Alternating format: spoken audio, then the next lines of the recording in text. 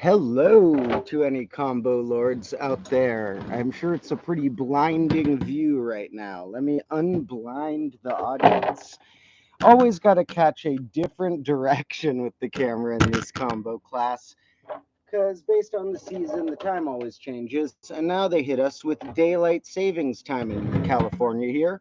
Not sure how many others have been dealing with the daylight savings shift, but super annoying. I should make a short video or longer video at some point explaining a little more history behind daylight savings.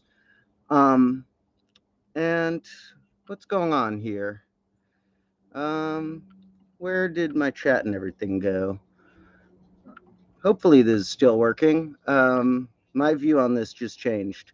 Um, Let me make sure we're all calibrated. Where did my chat go? Maybe that's my internet. Um, in any case, assuming people can hopefully hear me, daylight savings is not only getting in the way of a lot of society and causes car accidents and some health issues and stuff for people, but it also is historically pretty irrelevant. It started only less than 200 years ago, anywhere on the globe. It was the type of daylight savings the world does now. And now I can see my chat by pulling up another one. I don't know where my chat went on my main view. That's weird. But in any case, I can see it over here with myself a little delayed. Um, and in daylight saving, not savings. That's probably correct. Daylight saving time, correct?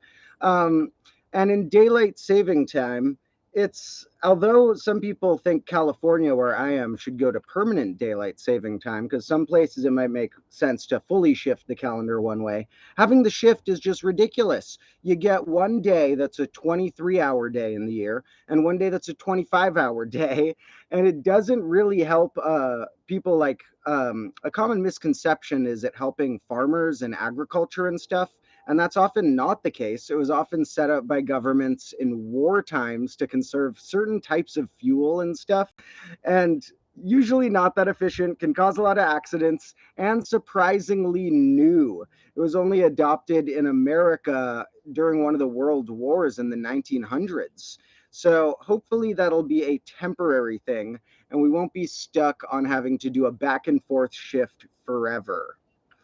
Now, let me take a peek at the comments. Hello, everyone who's here. Lots of highs. And I love you all. Thank you for joining me. And what is 1 plus 1? That would be 2, unless we're talking about in a very small mod. If we're talking about mod 2, 1 plus 1 could be 0, theoretically. Now, someone's wondering why infinity is not considered a number. Now, it can be considered a number. There are types of math where it's helpful to use infinity as a number-like concept that you kind of have to treat as if it's somewhere between a variable and sometimes using ways of treating it that you'd treat a number. But then you need multiple types of infinity when you're playing that game. So it's not going to be enough to have one infinity be a number.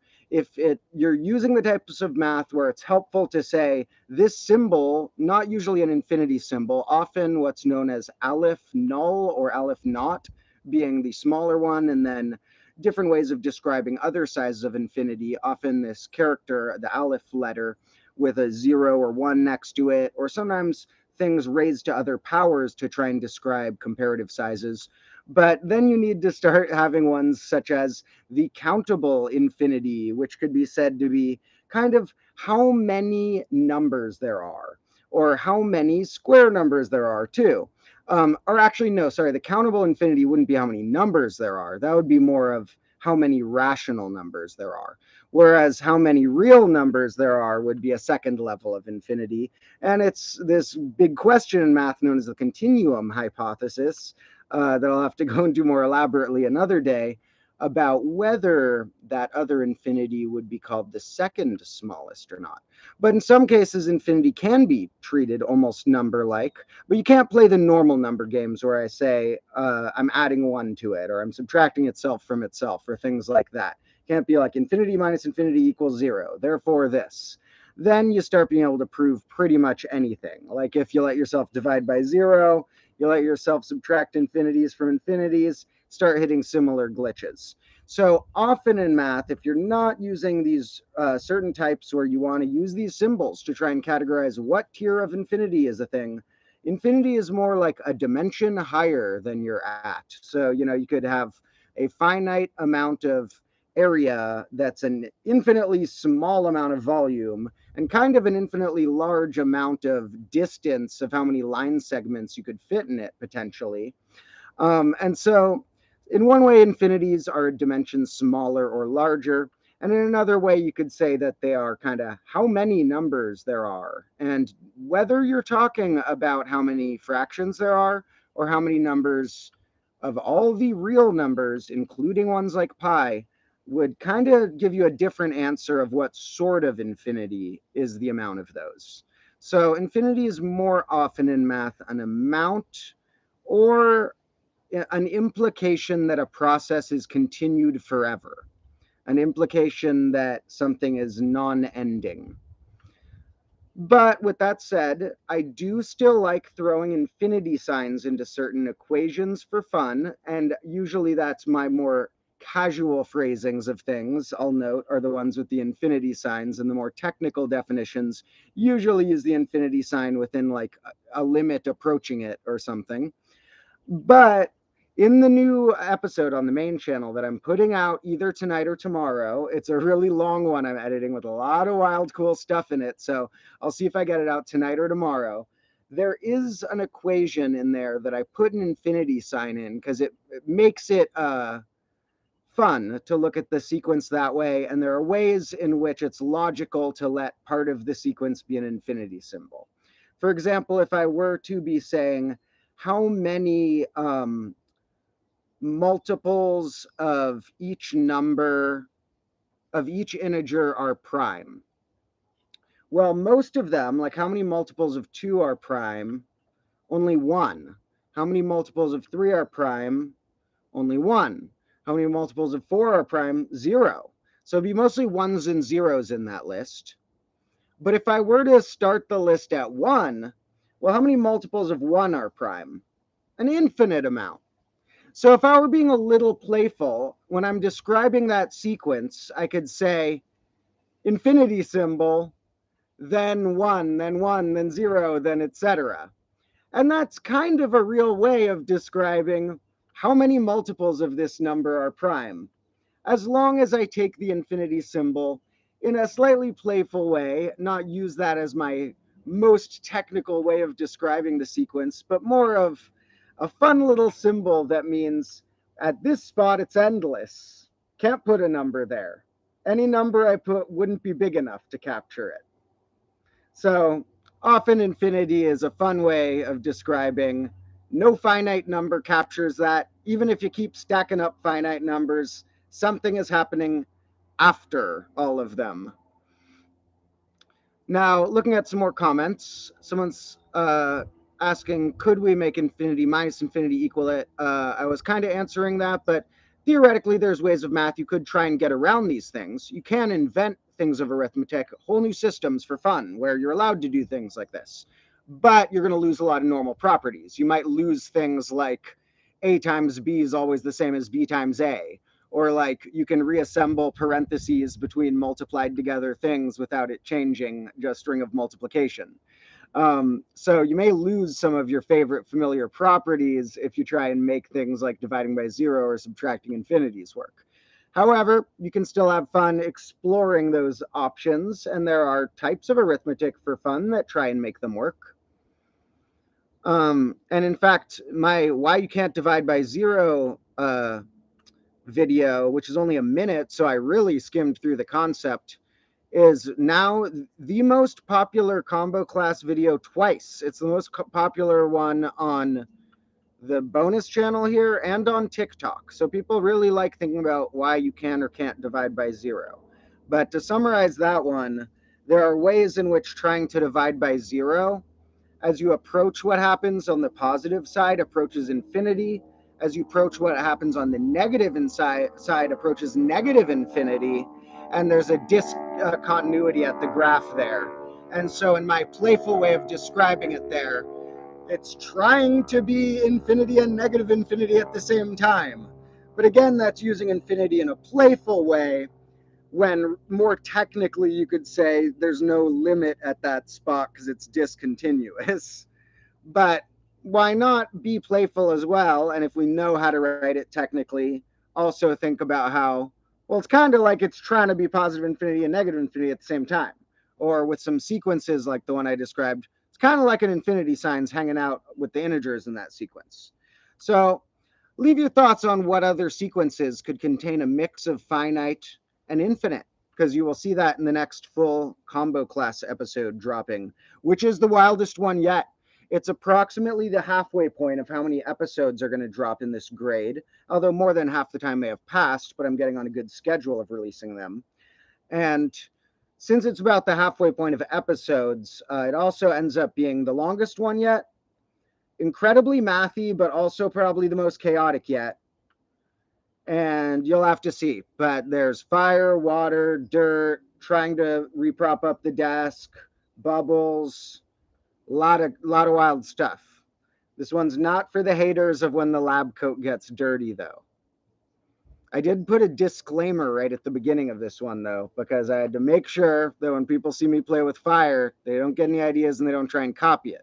And also that no one on Team YouTube gets any ideas about ever wanting to, like, age restrict any of my videos or anything, because remember, these are for education, not recommending anyone copy anything crazy, just trying to teach math and science and other fun stuff and create laughter. So let's look at some more comments. It's really bright from my angle. I should see, now to see the comments, I'm on a delayed version of myself because I'm not a tech whiz, as you guys know. But that means that I need to be on delayed to see a little bit of if you guys can see me okay. Let's go this angle.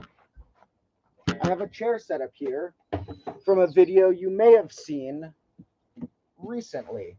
I put this one out on the main channel yesterday because, to be honest, one of the reasons I was experimenting this week with putting more long ones on there is that despite having millions of views on this channel, it's not allowed to be in the partner program yet, even though my main channel with less subscribers is, because they don't count the short views and they don't count a lot of the live stream views, except certain times after it's published, they count some of those. So I need to get more like normal type of watch hours on this channel if I want to be able to be in touch with their tech support or ever monetize it in the future. But I also wanted anyway to make more rant-like math lessons that are kind of like hanging out in a class period with me, kind of like when I stream and I get carried away on some topic, but a little more pre-planned than that, but a little less perfectionist than I can get with some of my episodes. So there'll be more random episodes like this one I dropped on this channel sometimes for fun that are kind of like hanging out with me for 20 or 30 minutes in a class period, going over some concept that may be in a main channel episode someday. But for now, I want to make sure I get it taught anyway and rant about some extra patterns that probably wouldn't fit in the main episodes or shorts that I might make about them. And this one was sort of on the topic of how this chart is something a lot of people hate because it looks like a times table, which you could call it, and that it's essentially, you could make it a lot of ways. I could have just gone down here and said, I'm adding 1 each time, now I'm adding 2 each time, now I'm adding 3 each time, or I could say it's one axis times the other axis. And some people on that video were like, oh, it should have been the other direction, so it was more like the Cartesian plane. Which is true. If I was making negatives on here, it'd be easier to have it oriented where it was like an X and Y axis as positive directions. But this is the direction that normally times tables are taught. And I wanted it to be the direction that people are familiar with disliking it, to try and show people, if you don't worry about memorizing it, it's super beautiful. It shows us a lot of ways of visualizing prime numbers, square numbers, and other stuff. So maybe while we're here, we may rant about some other things here. I already talked about how square numbers show up here and how prime numbers show up here, but just seeing other patterns on this can be kind of cool. So it might be handy to have this here and envision what would be beyond here? And I don't mean, do we have the 11s memorized? Who cares about that? In combo class, we're not as much about memorization here. I mean, you want to memorize probably this chunk of it. This chunk is useful to have memorized. Maybe up through 12 might be useful. But in combo class, we want to memorize tools and problem solving ways to apply those tools as opposed to memorizing long lists of facts. And so trying to memorize this up through like 20, it would be fun to have that skill, but it's not going to be as practical as imagining what patterns we're going to see automatically continued if I continue this up through any size, like that the square numbers will land on the diagonal, and that due to the symmetry, the square numbers would have to be the ones with an odd number of appearances. So for more on that, you can see the full video I made about that on this channel, but I'm just going to keep this up here with this angle just in case we have any fun patterns that this helps us point out, because these numbers are, the numbers. I mean, in some of these episodes, when I say numbers, I am referring to just positive whole numbers, what some call natural numbers. And I try and be clear in a video. If I'm like in this video, you can just assume I mean that by number. I'll try and be extra clear about that. But it is debatable if I use the term natural number, what that means, because mathematicians are still in a big debate of whether natural numbers include zero or not. So leave your comment on if you think zero is a natural number or not. I usually, I don't know.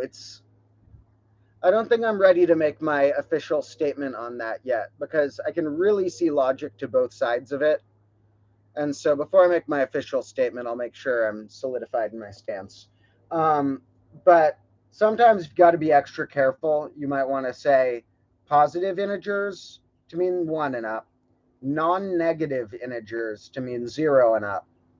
And I mean, theoretically, you could say non-positive if you need 0 and down, or just negative for -1 and down, if you're saying integers to mean whole numbers. But hopefully people know what you mean. There's always going to be translations. So often when I make a video, I'm like, oh man, did I get this terminology exactly right? But I'm like, come on, I want my stuff to translate to aliens anyway. So they're going to have different terminology. The point is whether, given a mild amount of research and tools, you could deduce what something meant. Someone's saying various comments. I saw one about the face in the sun. I don't know if that meant it's good or bad now because I keep moving it, and I'm actually delayed how I'm seeing it, but hopefully this is visible-ish. So someone's saying 1 + 1 is 1 in binary. Nah, nope. Because it's similar, the ones adding up. I mean, 1 + 1 equals 10 in binary, equals 10. However, what we were talking about the last digit, so it'd go to O.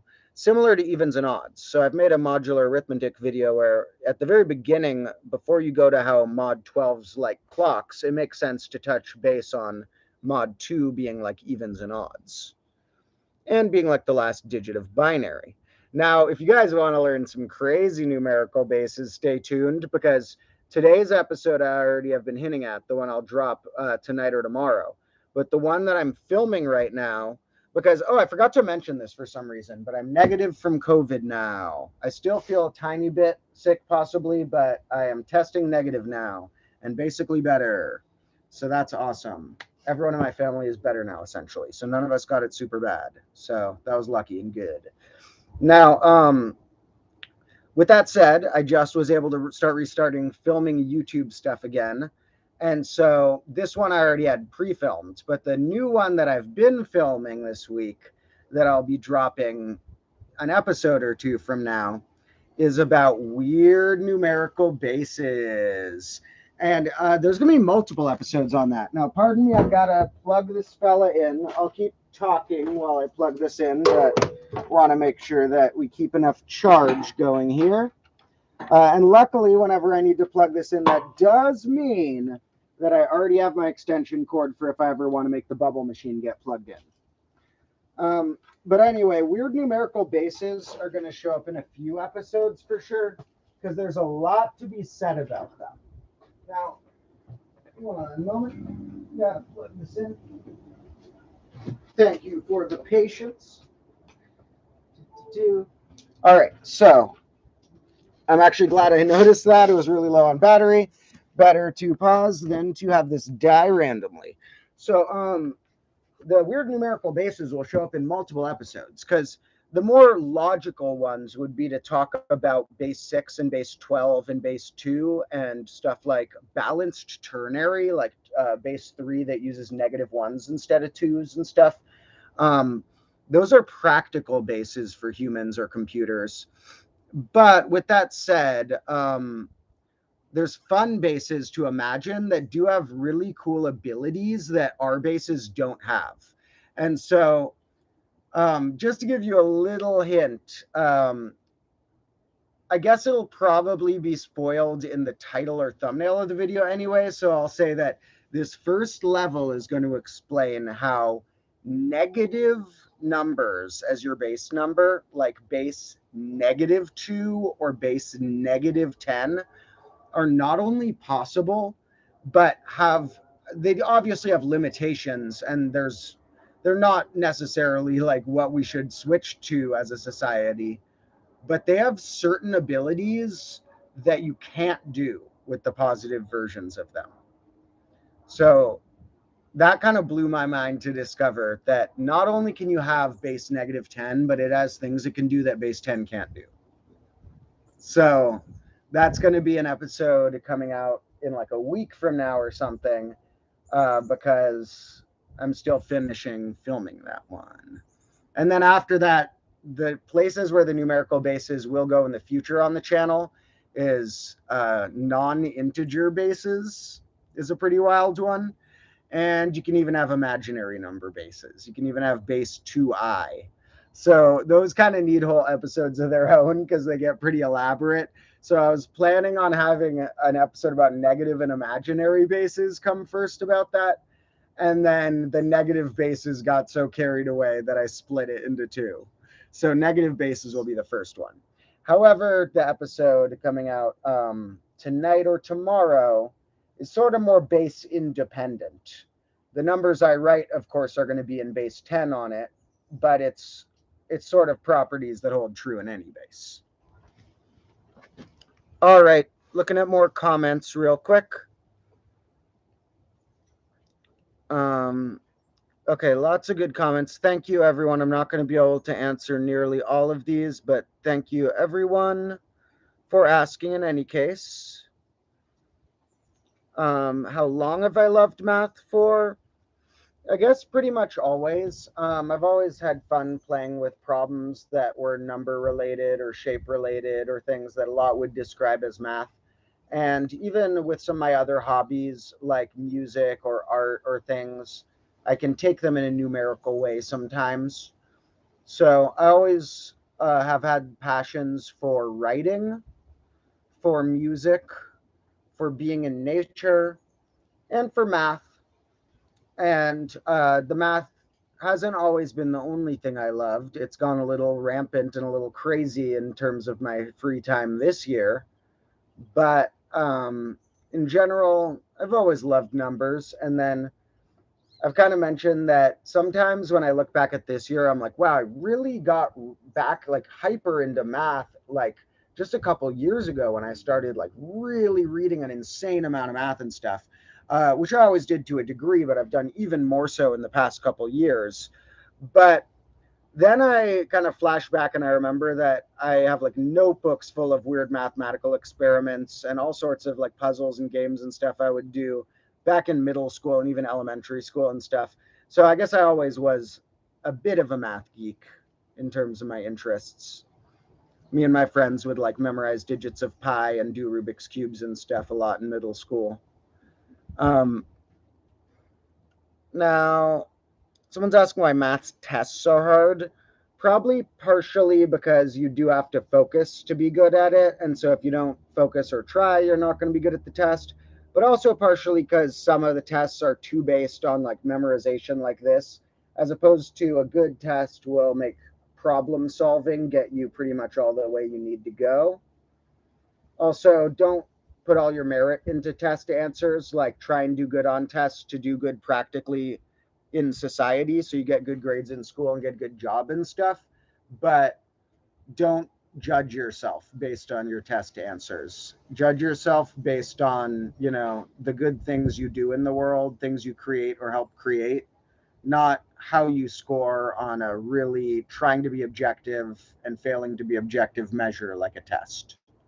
So, although it's good to try on them and you can feel pride from doing good on them, because, no problem with that. But, like, I don't think a test is a merit of someone's intelligence, although you do have to learn to get good at them in our society. Um, Someone said, personal question, how am I doing?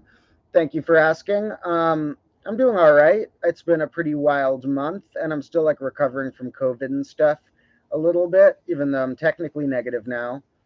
So it's been pretty hectic, and I'm recovering from surgeries and a lot of stuff. So I've had an easier year. It's really hard sometimes, but with that said, things are going awesome in the combo class world. We have more combo lords watching on my videos than ever, so that's awesome. So I'm finding a lot to appreciate about life as well. So things are going okay, and things will continue to probably go better. Um, I need to find an angle where I can see this and see if this is actually working. So let's recalibrate again. How's that gonna look? Is that gonna be like pure sun, or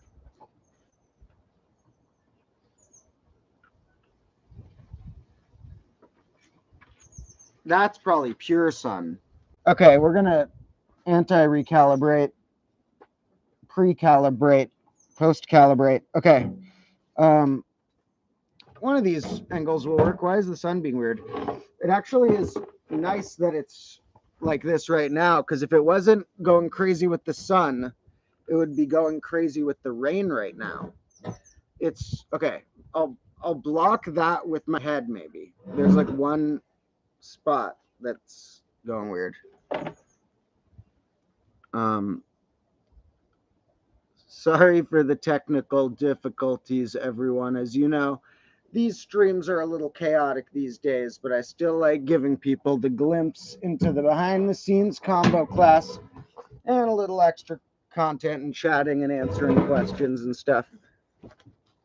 Okay, I completely unrecalibrated. It's back like where it started, essentially. Okay, this is a stranger way of going about it, but it's working. All right, this is a kind of dangerous setup for in terms of how my laptop is, but I'll make it work. All right, let's see what else is going on in these things, in these comments. Um, Someone's saying also zero is an absence of a value of a number, which is true in a similar way that infinity is sort of like the amount of all the numbers. Zero is like an empty set in things called set theory, is similar to zero. And zero can be seen as a dimension below, like infinity is a dimension above. So one of the themes of one of the fiction books I'm writing, which takes it in a slightly fictional way, but is a thought that I've had a lot, relates to how the three most crucial numbers are essentially 0, 1, and infinity, if you allow 0 and infinity to be numbers, because those sort of represent 1 being an x, a quantity of something that could be calibrated to be called 1, 1 being the finite, 0 sort of being a dimension under, infinity being a dimension above. And you don't kind of need to go 2 dimensions below or above in that context almost, because it's like if you're talking about sort of dimensions, you have an infinitely small amount of any number of dimensions above you and an infinitely big amount of whatever dimensions are below you of certain traits. So interesting to think about that, sort of how 0 and infinity can be philosophically flips of the same coin, and ways that math can try and make that work, even though it's not as simple as that the reciprocal of one is the other. But yeah, a lot of logic to zero being either a natural number or not. And the main important thing about zero to remember, that I'll go into in more detail in an episode at some point, is that it is the additive identity element that doesn't change aspects under addition. And it's also the multiplicative absorbing element that turns anything to itself under multiplication. And those two things basically explain why and how it's so powerful. Someone says they saw my video on Riemann zeta, but I don't think I've made a video on the Riemann zeta function yet. I've talked about it in live streams, if you mean that, maybe. But I definitely am going to make a video about the Riemann zeta function at some point. It's a pretty hard one to explain, but I want to at least give people the simple basics of it. And then you kind of have to jump a few steps between this is the understandable version of the Riemann zeta function, and then here's the question that you get $1 million if you answer, and here's how it relates to prime numbers. So I'll definitely make a video explaining all that and try and do as little jumping as possible, but it's a pretty complicated question overall. It's not going to be the type of thing that my video is going to let anybody just like start working on the Riemann zeta problem to try and get $1 million or something. But it's one of the most magnificent, beautiful functions in math, and it relates to a lot of things. So like within the course of my video on the Riemann zeta function, we'll end up seeing the appearance of pi. We'll end up seeing infinities related to what's called the harmonic series. You get to see complex numbers. You get to see important appearances of zero. You get to see weird graphs. So there's a lot of insane, beautiful stuff about it. So the Riemann zeta function is one of my personal favorite things in all of math. Looking at some more comments. I don't really know any coding language, as someone was asking. I want to get in touch with more coders, actually. So if anyone ever wants to reach out at my contact email at combouniversity@gmail. I'm down to talk to people who know how to code, because I do have sequences I want to test out more of. And although I'll probably end up learning a little bit of Python or something just to be able to mess around with sequences a little easier and test numbers for properties I'm curious about, there are some that I don't want to dedicate the time to learning. It would get in the way of my video making. So sometimes it's good to find collaborators or ways to work with others on a particular technical skill. And my goal in the future would be to have some programmer, coder type people who I work with sometimes, so that I can dedicate my time more to learning math, teaching math, working on finding cool visualizations and props and stuff. And then let other people try and fiddle around with some sequences I'm curious about. So yeah, I am down to talk to more programmers about testing out, for one thing, something I call my pond forest investigations, which is this type of way of playing with a sequence that I was fiddling around with. And with different input sequences, it would generate these forests of numbers that had ponds of certain numbers. And without even trying to make it be three-viny or even-y, the 2s, 3s, and 6s had a very prominent role. And 3-vins in general had a prominent role. 3-vin odds, which are numbers congruent to 3 mod 6, did a weird thing when I put them in as my input sequence. So there's stuff like that I'm curious about. So we'll see about programming as time goes on. I'm sorry to whoever else tested positive for COVID recently. It only took me about a week to get over it, luckily, but can be different for different people. So good luck to anyone who is dealing with that. Someone was wondering about my clock collection, and I do have a video kind of explaining that. So go to my main channel at some point for people who don't know about the clocks. And my first video called Clock Quest, Why I Have Dozens of Stopped Clocks, should tell a decent amount of the story. Although the story is still continuing. We're still on the clock quest. Clock quest is far from complete.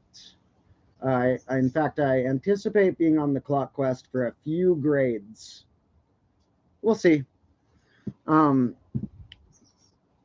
all right. Thank you to all the other comments.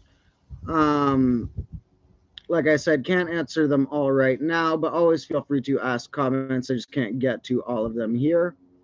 Someone asked when I came up with the words threeven and throd. I don't really like to say I invented or coined those terms because I'm sure many people have used them before.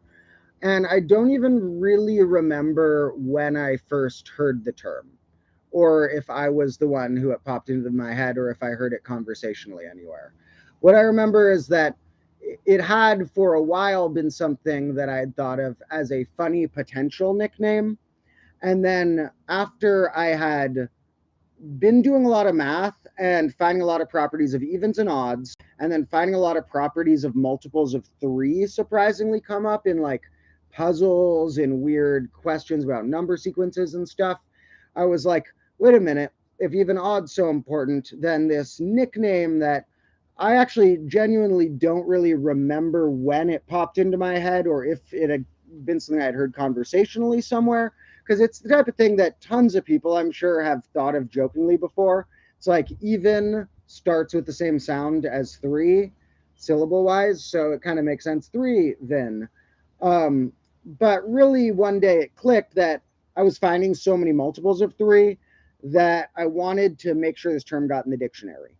So you can't really consider anybody as the inventor of the word threeven. It's been jokingly said throughout culture for a long time, I'm sure.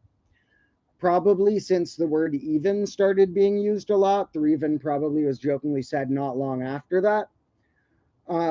But I would be down to go down in history as the guy who helped get it in the dictionary, or the guy who popularized it. So I am very happy that when you look up the word threeven on YouTube, I'm the first result. At least I hope that's on most computers. So that is good. I am down to be the current main advocate or popularizer of threeven. But it's a classic concept, so I don't even remember when I jokingly first thought of it myself. Um, Now let's see what else is going on here. Um, yeah, some people are asking about politics. I don't really want to go into politics that much on this channel yet. I probably will in future years. I'll say that I believe in some rights that some people would associate more with the left than the right. A lot of like the things I believe should be okay in our world. So if people were going to paint it as a binary on or off switch, I would be more on the left than the right. With that said, things aren't a binary on or off switch, and I'm not very firmly in a specific political camp, so it would take a while to explain my more complicated feelings on it. So I'll save that for the future. My videos aren't meant to be political because math can be a kind of non-political thing. It's a little more fundamental and underlying to the universe. There are things like paradoxes of what voting could be and stuff like that I'll probably get into, of like the limits of possible politics. But as far as like modernized politics, maybe someday I'll feel like it's my job to say things like morally, but I want my videos to be like more, underlying to the universe than some like modern politics is almost like an important type of pop culture. It's going to be not very relevant as a video topic in 20 years, probably. Some of them will, but I'm not a history major, and so I'll probably feel like morally obligated to talk about certain political things over the life of this channel. And if you really need to paint it as a binary on or off thing, then I'm probably more on what you would call the left than the right. But this isn't a political channel, and it would take me a long time to really get into stuff. So I'll get into that maybe sometime in the future. And for now, whatever people's beliefs are, as long as they're respectful and nice, they can watch my videos. Um, So, someone's wondering what studies I've done, and that's stories I've gone to a lot over time. So, I'm not really going to re-go down the exact story of what I studied, like in college versus not in college, or etc. But I will say that it's good to study all sorts of different topics, and that probably since I study so much math on my own, that the most fun types of like classes or the most surprising things I've studied would be things that are outside that realm. Not that numbers don't surprise me. I'm just like always used to getting beautiful surprises from numbers. That doesn't make them less of a beautiful surprise, but I've probably like learned more, at least in a school context, from non-math classes because I wouldn't have studied them all on my own. But I love learning all sorts of things. I love just studying any sort of subject in science, which is a pretty vast thing. So science can range, in my opinion, from math to philosophy to nature and a lot of things in between those. Um, and so, an advice to become a math master, I mean, really, it would just be to read an absurd amount of things in any style you can. Read a lot of paper books, read a lot of online articles, read a lot of quick overviews of things, watch a lot of videos about things, try and digest topics in as many directions as you can, and then really try and play around with things. Force yourself to, if you really want to be the king of the topic, which not everyone has to be, then you have to get a really good intuitive sense of problem solving with sets of tools. And so try and, if you see an example of a number doing something, test a different number. First, see, do I have an intuition of what I expect? And then see if you can make it do the expected result. And try and test things or prove things in multiple ways. And then do a lot of investigations on your own. And those will contain a lot of failure, and they will also contain a lot of success in the context of, oh, I found something, but it turned out to be already discovered and already has a name. And now it feels obvious, the thing I discovered. But those are really important steps of learning problem solving. And over time, you'll discover cool new things as well. And so you got to just keep reading and writing and having questions and trying to tackle problems from many different angles. Um, the unsolvability of quintic polynomials with radicals, big question. I will talk about that at some point, but that's one of the things that I actually would want to restudy a little bit before I make too many videos on to make sure that I would describe them properly. I do have some unique things I want to share about them, but I'm a little rough on the types of things such as Galois theory, which are what that the typically the unsolvability of the quintic is using this thing called Galois theory, which is named after this guy Évariste Galois, who he died when he was maybe 20 or in his early 20s from a duel. And some people even think in a conspiracy theory that he got killed by the government or something, but it seems likely that it was some sort of like gunfight. Um, Sorry to laugh, like he was one of the greatest thinkers ever. It just seems absurd that when you see so many things that he discovered or helped lead to the way of discovery of, that it all happened before he died from getting in a gun duel. So pretty crazy. Mathematicians have crazier lives than some people realize. Um, but Galois theory, I'm a little rusty on, so I would need to restudy that a little bit before I make too many videos about it.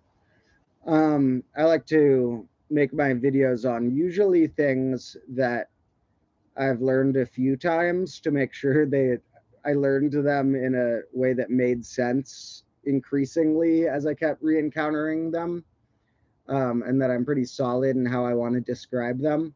And then there's other topics like that I would love to rant about, maybe on stream, but that I'll probably hold off on making a video till I'm pretty sure I'm phrasing it in a way that makes sense and is helpful. Um, so let me, now that I know this works, let me make this a little safer on my computer so this won't fall. And then we're going to go with this little corner angle here. And let me get this plugged in better in the wall. Thank you for everyone's patience. All right. There's actually the most people who've been visiting this stream than usual, which is nice, although I have been having to fly through not answering all the comments. As time goes on, people will know, I'm going to have time to answer less and less of the comments the more there are of them in the future. But I'll always keep my eye out for them because I do love interacting with you guys and it gives me good source material to rant about. Looking at some more of those comments, speaking of that, someone said they were thinking all about the negative base thing while we were getting candles. And after thinking about it long enough, it started to make sense. And that's awesome. Good to think about how when you try and play with a concept, it sometimes takes a few runs of doing it for it to really click. So for me to try and fully understand bases like this, what I do is I read about the base the first time and take a bunch of notes while I'm reading from a few different sources.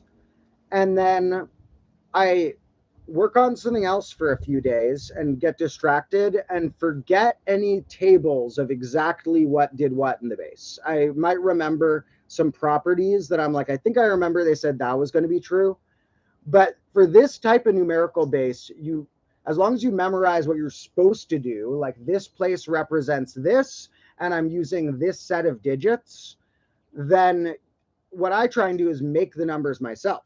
So then, without consulting the notes I took, I try and be like, okay, what would happen if I write what looks like the numbers 1 through 20, but those are actually symbols being interpreted by this weird base? What amount of things would those mean? All right, there. How about vice versa? What about if I want to represent in order the natural numbers with this base? What would its order of natural numbers look like from scratch? So trying to do that, you really have to run into the limitations and abilities of things by being like, in the negative bases, sometimes you can't get the amount of tens you want, so you have to do something with the hundreds to compensate. And so you kind of really get the hang of when you do that, when you're the one having to try and make a number. And that was why in one of my streams before, I was like, let me figure out what the golden ratio base would make the number 2 like, now that I've forgotten it. So, yeah, negative bases will be fun coming up soon. I'll explain it a lot more for anyone who hasn't fully understood it, and there'll be more fun facts for those who already tuned into streams related to it. One of the bonus challenge questions I had in that, which I'll leave as a challenge question if any critical thinkers want to think now. If I was writing in base negative 10, or you could do this question for a different negative base, like base negative 2, but let's say base negative 10, how would I write the number 11 and a half? Now, assume base negative 10 uses the exact same rules as base 10, except that each places powers of negative 10 instead of powers of 10. And apart from that, you're using the same digits even, and the same other traits. So if that makes no sense, just wait a week, and the episode will have that make more sense.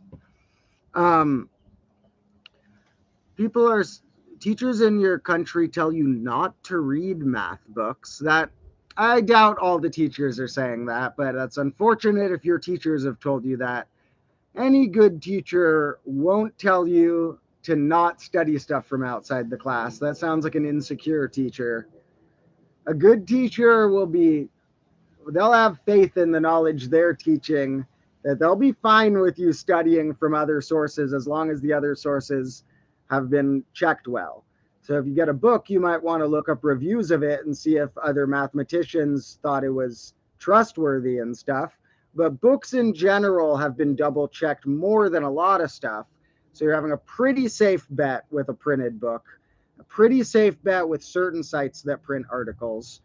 So if you're in one of those pretty safe bets, you really should be reading stuff outside of class. So that's a bad recommendation of a teacher. So remember, if a teacher ever tells you to not study stuff outside of their syllabus, there's something sneaky going on there. They shouldn't be saying that. Now, someone's saying that they think my video about 1 over x is undefined because you could look at 1 over x squared. Some people think that, so I'll mention it. I can't reply to all of the misconceptions people have on videos because I can't even read all the comments, even the cool ones. But I'll reply to this because a lot of people had it.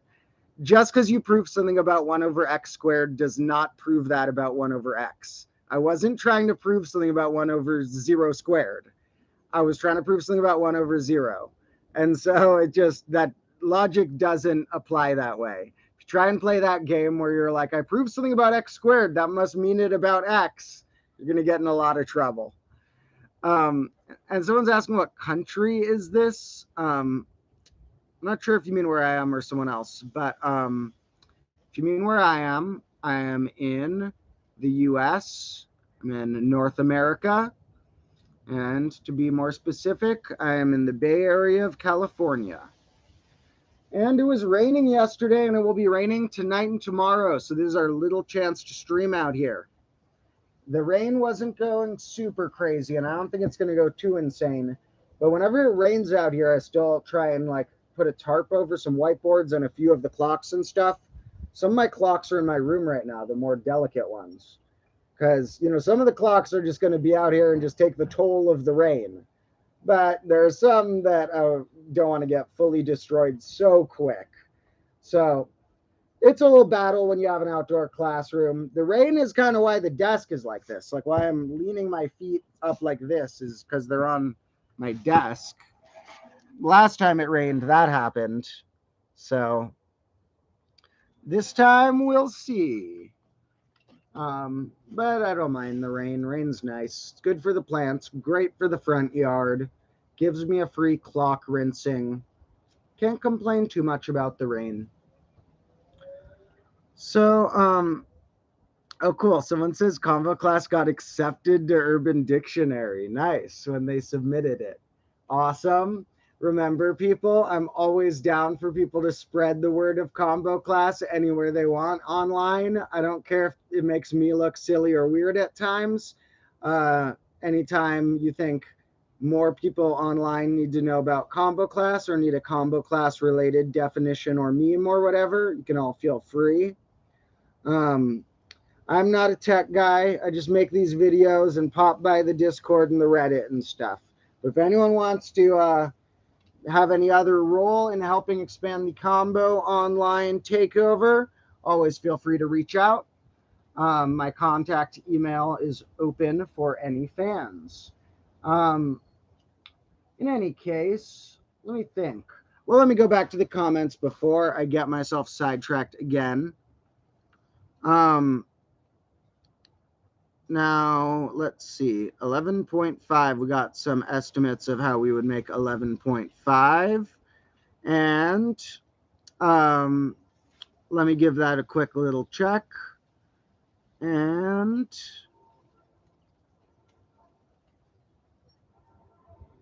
that is, I believe that might be correct. I'd have to double check that, but I think our base negative 10 is correct. So I'll explain more about why a step like that works in the base negative 10 episode. And then we'll go into the imaginary base episode, which once again has abilities that our bases don't have. Now, base 2i is more of a version of binary, but base 10i turns out to need a lot of symbols. We'll get into that later. So base 10i is not that practical. But base 2i surprisingly works, like pretty decently well. All right. So I might skip on the comments for now. I'm sure I missed a lot of comments, but still feel free to keep posting them. Thank you guys for always asking random stuff and leaving your thoughts. But real quick, why don't we see if we can notice any patterns in this chart related to other types of numbers?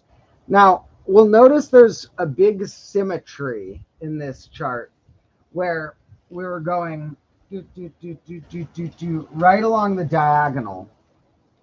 Now, let's see if we can spot anything that's right next to the diagonal of this chart. Now, the diagonal of these charts right here were square numbers, as I went into more in the video I made about this. But something I didn't mention in that video is the numbers that are touching the diagonal. Well, they're going to come in pairs, and they're always going to be composed of a number times a number one away from it. Like 30 is 5 times 6, 20 is 4 times 5, 12 is 3 times 4. These are ones that were in a video I recently made that a lot call pronic numbers, which is an old term for them, but I've also heard them called oblong numbers, and I like that term more, so I'm rolling with that term. They're also what I actually like to sometimes think of as almost square numbers. And the only reason I don't use that as much is I feel like almost square needs a more specific way of defining how almost-y it is. Because these are like, the total is one from square numbers, kind of, these, because they are made of like 5 times 6 instead of 5 times 5 or 6 times 6. But so like one of the side lengths is one away off from a square. But if you look at numbers that are one under a square number, like the number, more like the area is one less, that turns out to be the one that's one area under x squared has a side length of x plus 1 here and x minus 1 here. Because you can factorize x squared minus 1 into x plus 1 times x minus 1. So I could also see an argument for numbers composed of factors 2 apart being almost squares, because when you multiply those, then you get 1 under the number squared. Let's see if we can visualize some of those. Where are numbers that are 2 apart in what they're multiplying? 2 times 4 is 8, and that's 1 under 3 squared. 3 times 5, those are 2 apart, is 15. That's 1 under 4 squared. The one that's squared is always the number between the ones we're multiplying. 4 times 6, those are 2 away, is 24, is 1 less than 5 squared. So you see, whenever we have the ones that are 2 apart, those ones are 1 under a square number themselves. Now, what about the ones that are multiplied of 1 apart, like 2 times 3, 3 times 4, 4 times 5 or something? Those are those oblong pronic number ones. And what's cool about those is they could be considered a figurate number that you make out of dots, kind of like a square number or a triangle number. And square numbers actually can be made by adding a new odd number amount of dots each time. So if I go down the square numbers, I'm adding plus 3, plus 5, plus 7. And I'm adding up odds each time. And if I go up these, I'm adding evens. There's plus 2 at the beginning, kind of, then plus 4, plus 6, plus 8. So we're adding evens each time when we go up that row. So these guys right here that are next to them are important. And debatably, the ones that are 2 away are important too, because those ones are near the squares. They're 1 away from the squares, you know. So that's just another of the really cool patterns that are on here. We tried to start looking for triangular numbers. We might find some more cool stuff too. So maybe in a minute, we'll start circling some triangular numbers.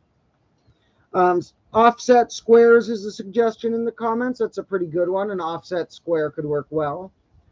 I think there could be a good way of making the term something like a 1 from square or something, if you had the right phrasing of using the number 1 to imply that one of the side lengths is 1 off from being square. Well, in fact, here's how that would work better. We would have a term for how different are the side lengths, and in that function, ones termed 0 are square because they're different by 0. So if we said, assuming it was integer lengths for the sides, we would need some name for how different are the sides. And the ones that fit 0 are the squares, the ones that fit 1 are the oblong numbers, and the ones that fit 2, when they multiply, the area turns out to be 1 under a square, like we saw. So a lot of cool patterns going on with square numbers. Now, square numbers remind me of evens, because they're the figurative number based on starting with 4 instead of triangles start with 3 after the original 1. But, and they're kind of like 2 by 2 is 4, so they have a lot of similarity to 2 and 4 in square numbers in when you imagine them as dots, even though secretly they're made up of odd numbers. But what they remind me of evens of is that squares get a lot of credit in society. Square numbers also get a lot of credit in society. Evens get a lot of credit in society. Three-evens don't get enough credit. And when I want to give three-even numbers more credit, it's not to steal the credit from evens, it's just to share some. Similarly, I think triangles and triangular numbers and the mutations beyond triangular numbers, such as tetrahedral numbers and beyond, need a lot more credit. And that's not to say that square numbers and square shapes are bad. Very useful and fundamental. I'm just saying they need to share some more credit with triangles and triangular numbers. We'll get some episodes about those figurate numbers for sure before long, because square numbers and triangular numbers are secretly best friends, and they have a lot of cool interlinkings where you can describe square numbers as triangular numbers and vice versa. So let's see what else we got here. And someone's saying, yeah, a squared is a plus 1 times a minus 1 plus 1, like they corrected, which is, yep, why some of these patterns work. And what I do for a living right now is I teach some lessons in music and in math. And maybe before too long, I'll make a living from making videos, but I haven't made any money from these yet. I just like making videos. But it would be cool if at some point in the future, my job will be making episodes all the time for you guys and writing stuff, because I love writing. But for now, I also have some private students. And I'm not married, and I do not have a girlfriend or other type of partner either. So I do live with my parents and brother, because where I live, very hard to afford your own place. And this is where my combo class is in the corner of my family's side little yard area. And so I have a tiny room inside in our little house. And we have a nice yard because we share a big front yard with 2 other houses and with other neighbors. But we get a lot of access to this cool yard. And then we have this tiny little corner back here that's my combo class. And so right now I'm living here with my family, and it does the trick. But we'll see what happens in the future. You never know. There'll be a lot of adventures to come. But I'll try and make sure that this combo class stays as a filming zone, because we're going to get a lot of good learning in this corner. And I need somewhere to put all my clocks.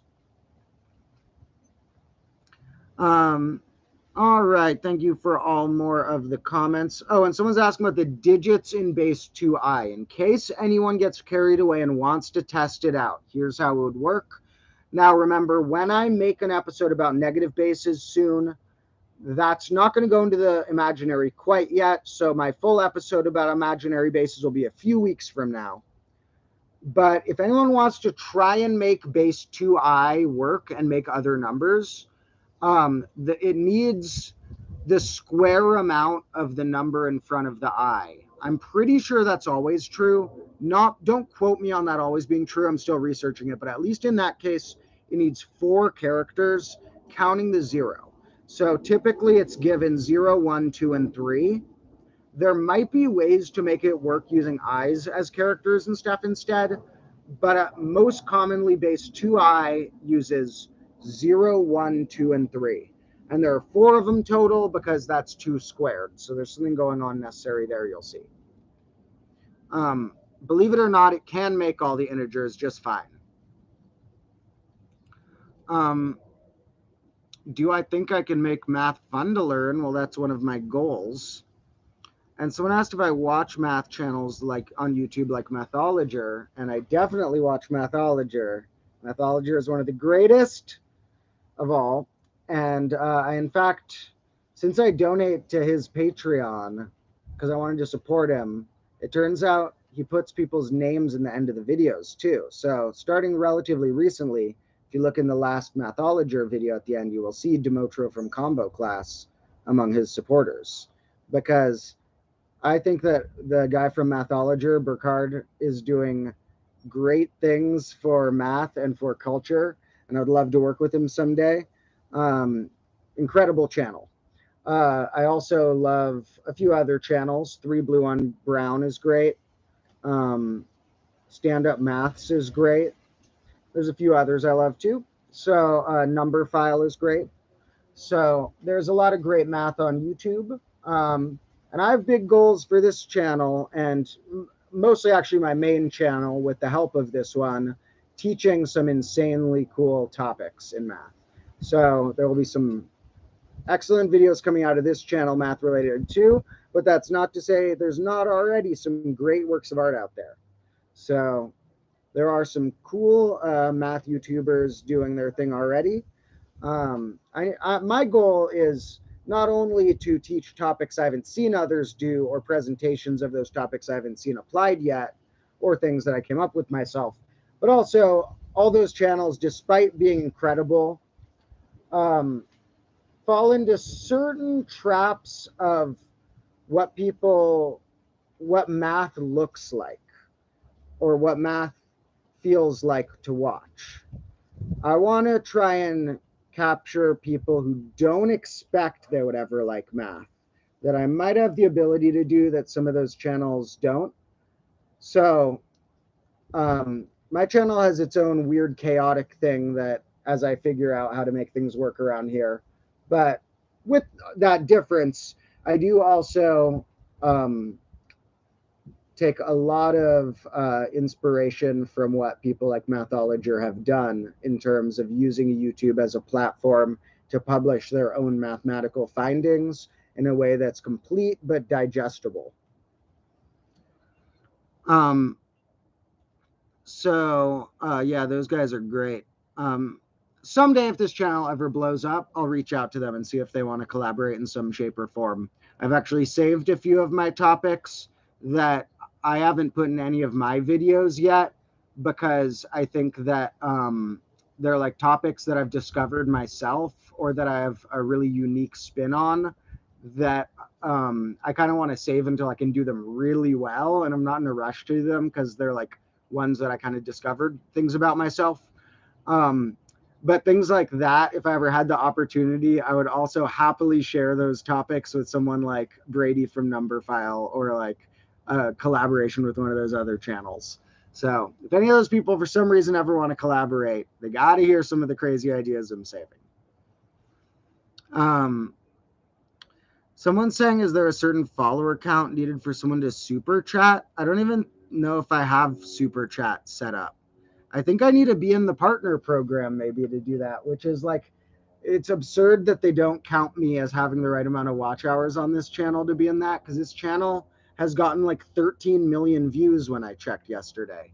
But it's gotten so many thousands of watch hours, but they only count a few hundred of them, because they only count the ones when I dropped a few long videos recently. And I don't even think they count when people watch live on the streams, even though it's more fun when you guys watch live. They count when you watch after it's posted. So if anyone ever wants to rewatch old streams or videos like this one I made, that is very helpful. But so I don't even know if I can activate super chat, but stuff like that I'll do at some point. I'll get the inner workings of this stuff. Someday I'll have someone working for the combo class team who's in charge of making this a good technical experience for all of you guys, because I'm not going to be the best at like setting up super chat and stuff like that. I'm going to get one of my friends to help with that. So someday, hopefully, I'll be able to like just hire someone to keep all that running smoothly, because my brain is a lot better when applied more abstractly than to trying to make technology work. That's why right now, to watch your chat, I'm watching on the stream in a different window, which has a delay of a few seconds. So it's kind of disorienting watching myself delayed. But that's because somehow I made the chat go away on the other one, and I don't want to figure it out. So let's see. Someone's saying someone with more, if I could do something with more interactions than a YouTube channel. And yes, I own comboclass.org to launch probably when grade -2 starts in like half a year or something. And yeah, I'm kind of waiting until the time's right to start putting up other online resources. But I'm definitely going to try and put a bunch of my written work accompanying the videos. And then once I can work with the right programmers, have fun games and interfaces to demonstrate ideas, there's a lot of math ideas that can be turned into games. So I personally like physical games more than online ones. I'm not much of a video gamer, but knowing that people do like a lot of video games and online game clicking, then why not try and teach them that way as well? So there definitely will be interactive combo class things at some point, but that's one of those things that I'm not on a track to learn how to produce. So I'm just trying to get a million people watching this and then get someone else on my team who wants to focus more on that. But I do have ideas saved for what some of the puzzles will be on my future website. So on comboclass.org, for example, I have some puzzles we will do with what's known as pentominoes, cool mathematical form of puzzle piece. There will also be games we play with something called integer complexity, where you build numbers with addition, multiplication, and parentheses.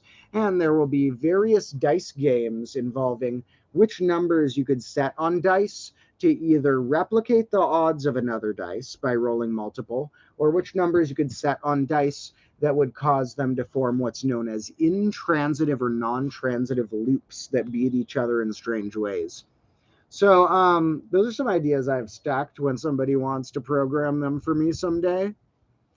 Um, a lot of that stuff, I think there's a chance, a finite, I don't know how small, but greater than zero chance that I could get some sort of educational grant someday and hire people to help me make some of my big scale ideas. Because I have huge scale ideas of things I want to teach and whole programs of teaching.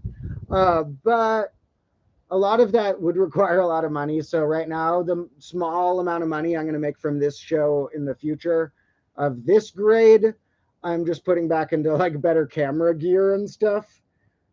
But the someday if I got like an educational grant or something, if there was a company that like cared enough that they had extra money that they wanted to make people learn, they wanted to improve the world with, then if I had some cool humanitarian donor, I'd be like, trust me, invest the money in something I'll show you how to do and it will help the world.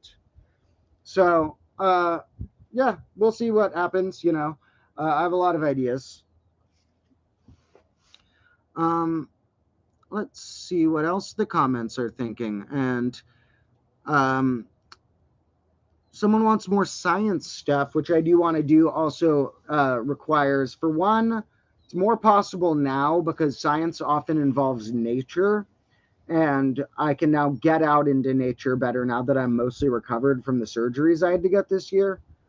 And it's also going to be a little harder now, but easier over time based on what technology I can have. Science requires technology sometimes. So, like, I could make an episode about what things look like up close if I had a good microscope that I could treat to the combo class antics.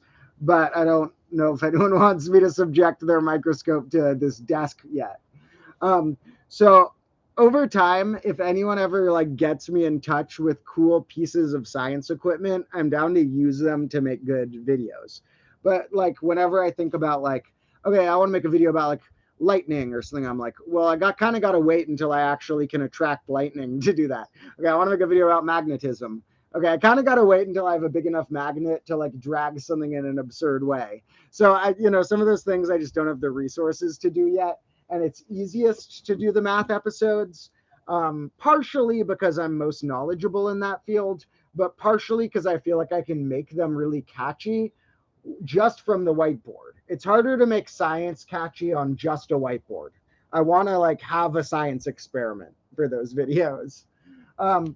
So feel free to leave suggestions if anyone ever wants of what science experiments or scientific phenomena are easy to demonstrate right here on this desk.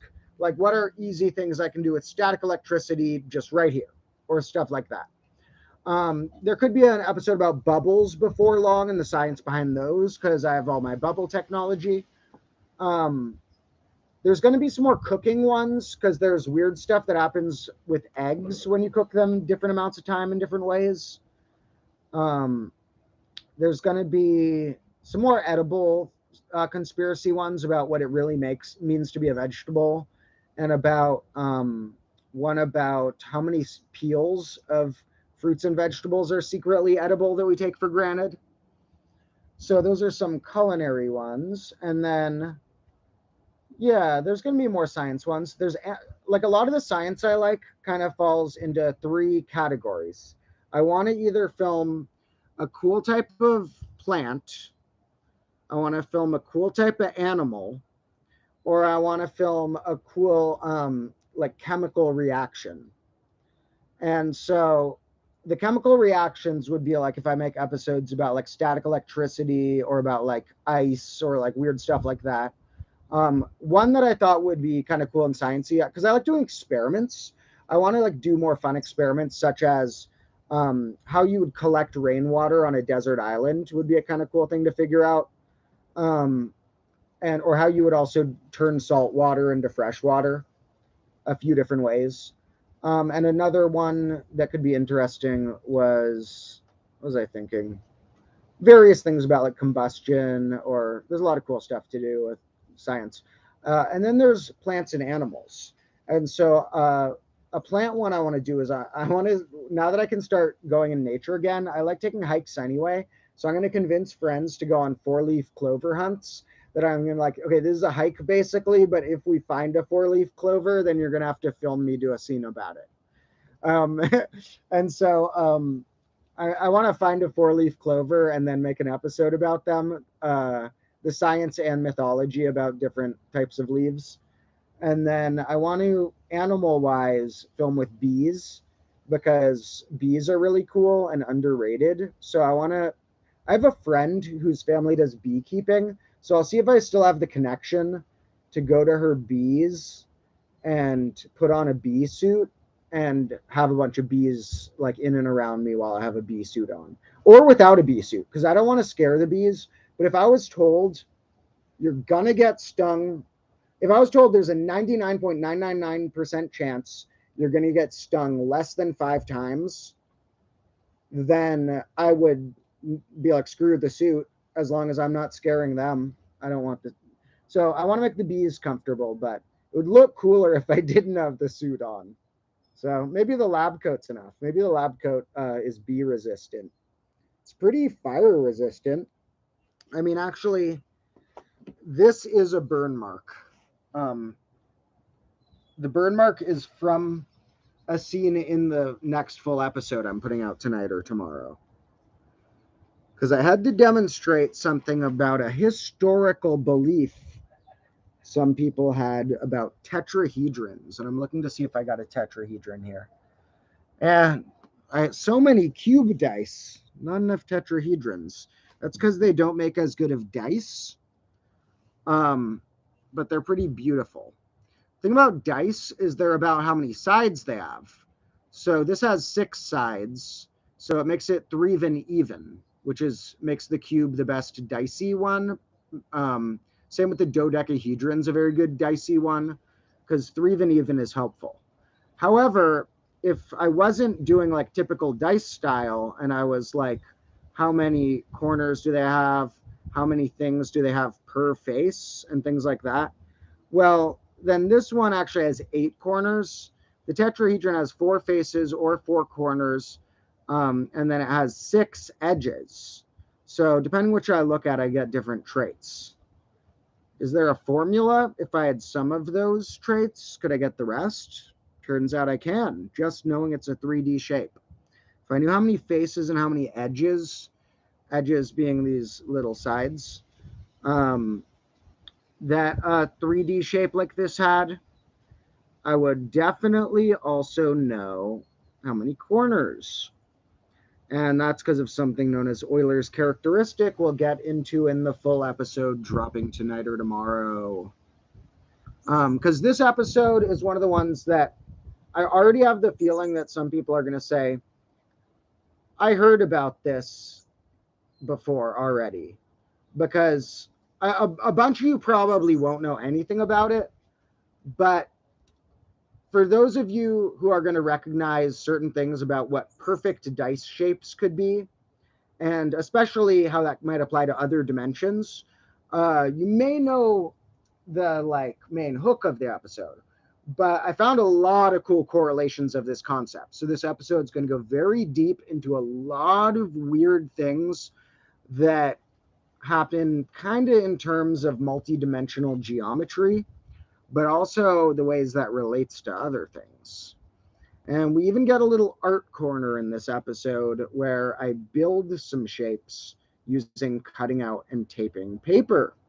Because sometimes you can prove, and in this case, I mean, I'm not proving it very rigorously, but it is essentially a proof what I do in the art corner. You can, if you fill in the gaps of why it implies certain things, it is a demonstration that could be, made more rigorous into a proof. That you could call a casual proof of why a certain thing is finite compared to another certain thing being infinite in terms of geometry. So had to bust out some scissors and paper and tape for that scene. Let's see what else we got here. Someone's like something blackboard, whiteboard. Changed it. Yeah, blackboards. I'm not a fan of chalkboards. I don't know. Maybe it's like the stereotype of the nails on chalkboard sound. But chalkboards just don't feel as good to write. Some mathematicians are going to be like, but I have this fancy type of chalk and that feels good. It still feels like it breaks possibly easier. It feels weirder to write. It might make a weird sound sometimes. Chalkboards in general are weird. I like my whiteboard. Whiteboards are awesome. For some reason, when I was figuring out how I was going to make this combo class thing work, when I was like a year or two ago, like, okay, what is my crazy next endeavor going to be now that I've survived some near almost death experiences, changed some insane things about my life? I'm on a strange, wild new path. How am I going to apply my next weird creative endeavor to the world? And then I was like, well, why don't I just mix it with my pursuit of teaching stuff about math and have that be my crazy artistic endeavor? Will include a lot of math teaching. And I got very carried away with that. And when I realized that made a lot of sense a little over a year ago, first I got the lab coat because I was like, this is going to help me when I make science videos stay safe from when I was like interacting with fire and stuff. And it is helpful. It proved to work. And then I was like, okay, I should get a whiteboard to write down all the math equations I want to show people. And before I got any of the little ones, I bought this whiteboard just about a year ago, just a little under a year ago. And this whiteboard has done so much good for humanity already. So each new whiteboard I get hopefully will have an even more epic role in what it helps humanity learn. Same with each lab coat will hopefully have an even more fundamental way it has to protect me from what I encounter in that season. And each new desk may even start out sturdier and then be subjected to even more chaos. So I I would expect that most grades are probably going to start with a new desk and end with a desk closer to the lines of this one. Now, I was thinking this desk is really getting in the way, and I was thinking maybe I could put it sideways.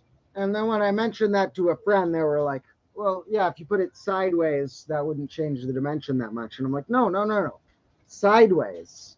Like if this is the desk, I don't mean like sideways. I mean like sideways. That would save a lot of room in the combo class, right? So I mean, it's not functioning that much as its diagonal state anyway. So we'll see. I don't think I'm going to replace it before the grade ends. And I don't even think the grade's going to end quite at the end of this year. They don't line up with the dumb calendar we decided to pick. They line up with when I've taught what I need to teach in that grade and when the time's right. But I would expect grade -1 to last until somewhere around a couple months into next year.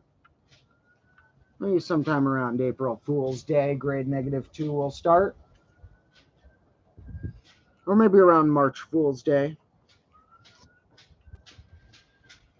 And yeah, someone's shocked that we're almost at 50,000 subscribers. It's been going crazy. It's slowed down now. So now it might be going slow again. We'll see.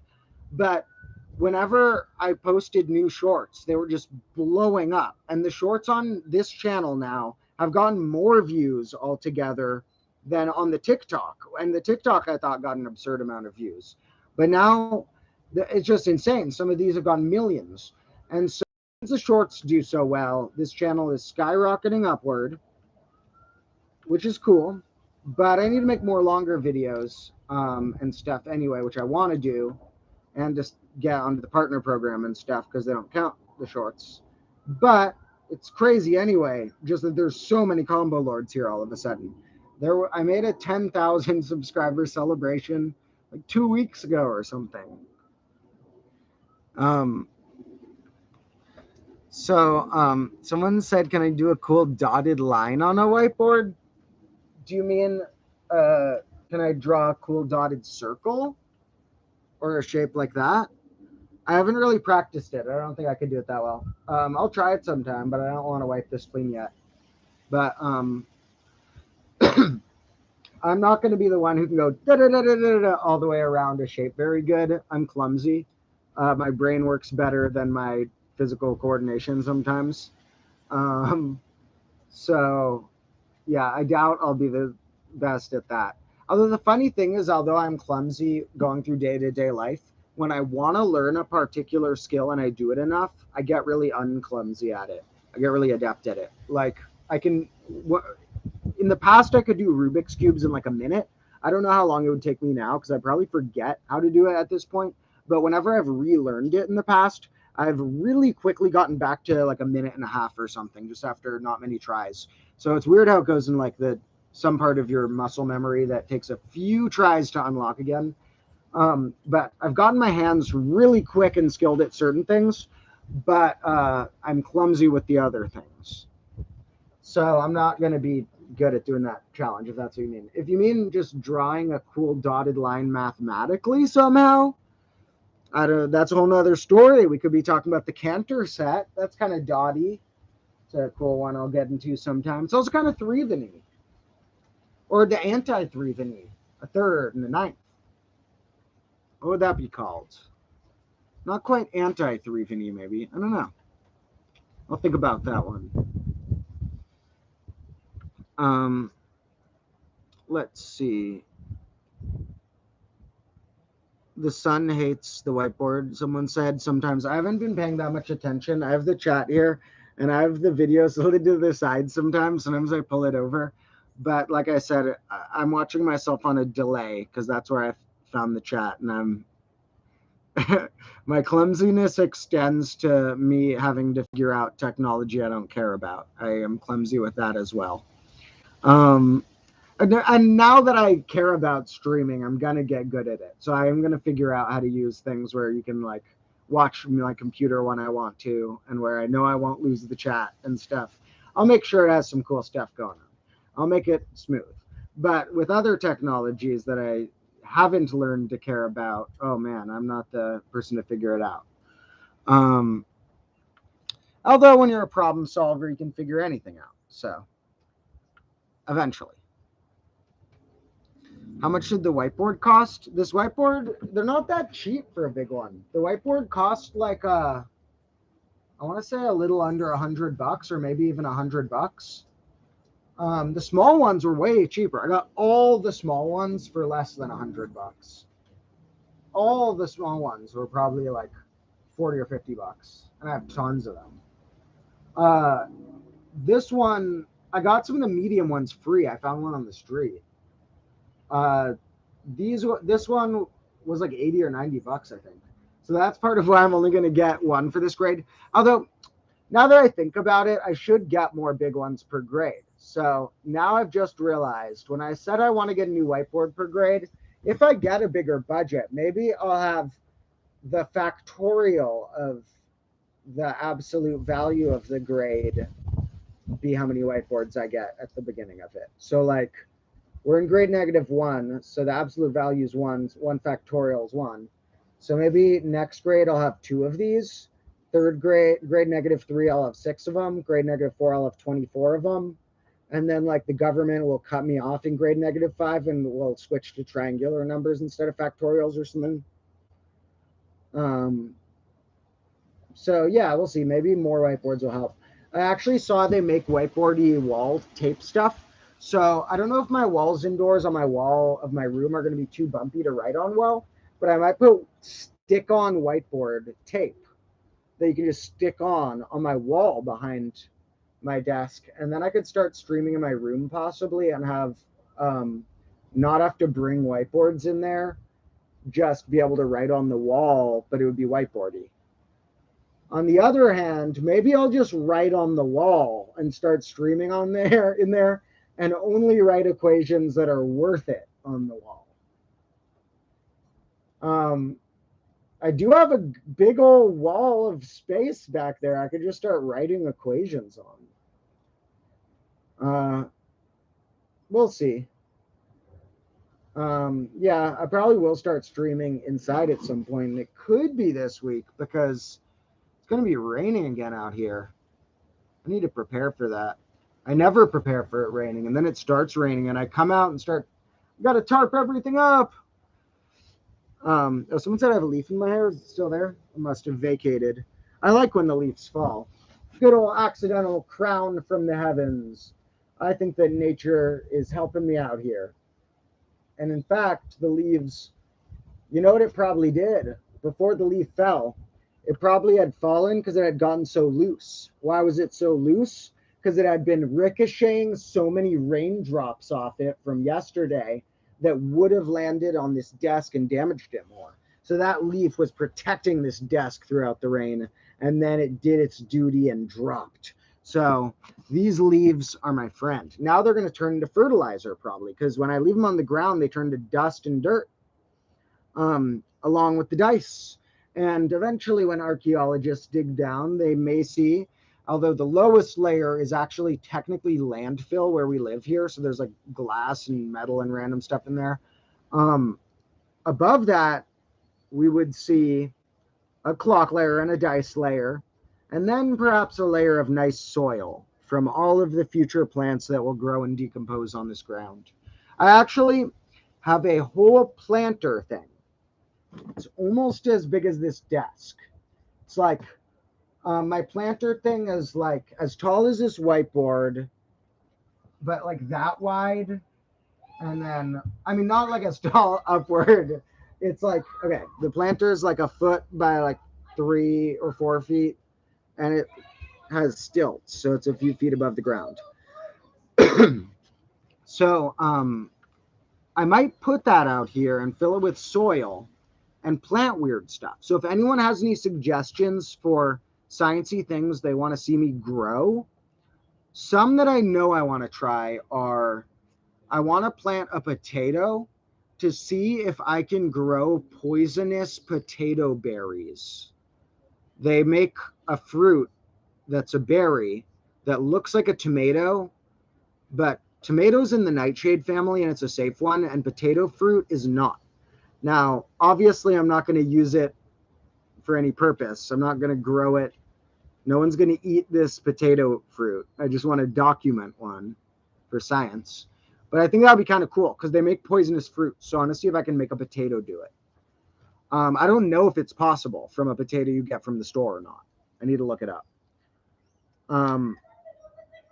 Someone says that's how the guy died in the bus on that movie. Yeah, I'll be careful. Remember, if it ever looks like I died from a clock-related accident, like a clock falling on my head, that would be the easiest way for somebody to make it look like I died. So, like, check my blood for potato fruit poison if you ever see what looks like a clock accident. Because, if you were trying to kill me and fake my death as something else, you would definitely go with a clock falling on my head. So,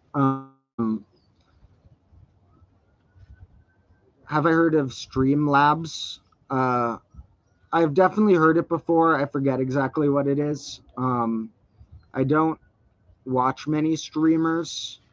I watch a lot of YouTube, but not many live streams. But I will upgrade my streaming setup at some point.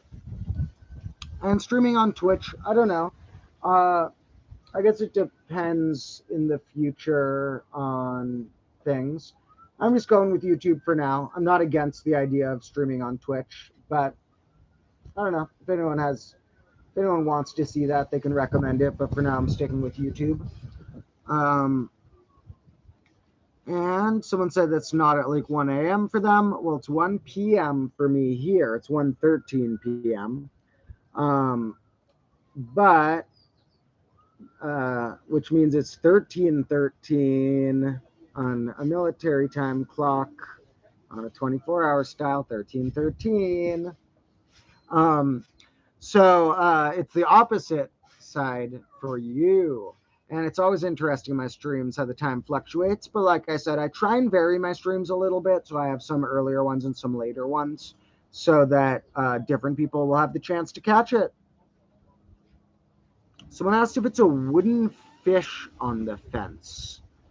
Um, wooden fish over there? But oh, no, it's a metal fish attached to a clock. One of my cameramen found it somewhere and he was like, "Oh, here's an extra clock I found."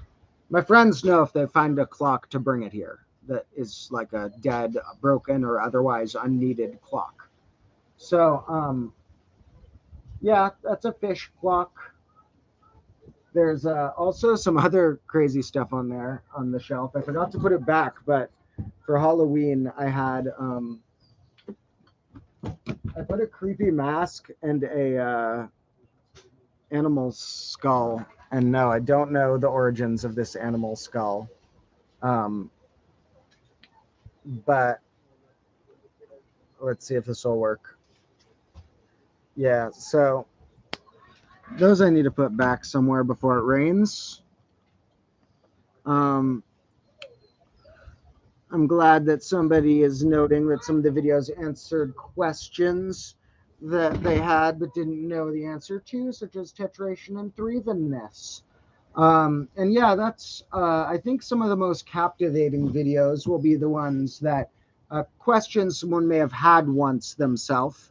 Of course, it's interesting to be presented with a new question too, but the best, or at least the most clickable ones, will end up probably being the ones that are kind of like the tetration one, where it's a thought someone may have had before but not had fully explained to them. Um, so this next episode is a little more abstract and insane. And then we get sort of to a similar thought process with the like, would it be possible to count in base -10? And various other ones. I'm also going to make an episode before long about those pan-digital numbers that have every digit at least once, and also the ones that I've heard many names for, but the ones that contain each digit exactly once. Um, I'm calling those minimal pan-digital, even though that's not one of the terms I heard. I heard a bunch of different ones, and that makes sense to me because the minimal like digit size of a pan-digital number would be using them each once.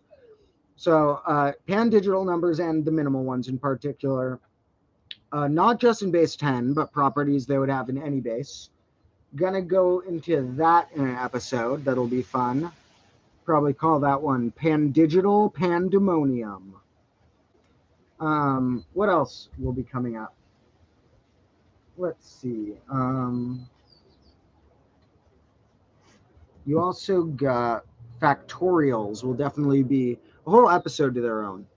What I want to do is leave a comment if you have any thoughts that come to mind of funny or cool or good real life representations of having n things to order that are each used once but put in a given order, lining up with a specific n, because that will be the amount of them will be n factorial. For example, I mean, if you have the days of a week and you have like 7 shirts, and it's how many orders can I wear these 7 shirts if I wear one a day during a week? There are 7 factorial ways. And you could also just say like how many ways to seat n people at a table. But leave a comment if you can think of any particular ones, like 5 factorial or 10 factorial could relate to rings on fingers, counting the thumb, or like things in real life that we could order. I might try and film for a factorial episode to show how massive permutations of real life daily choices can get.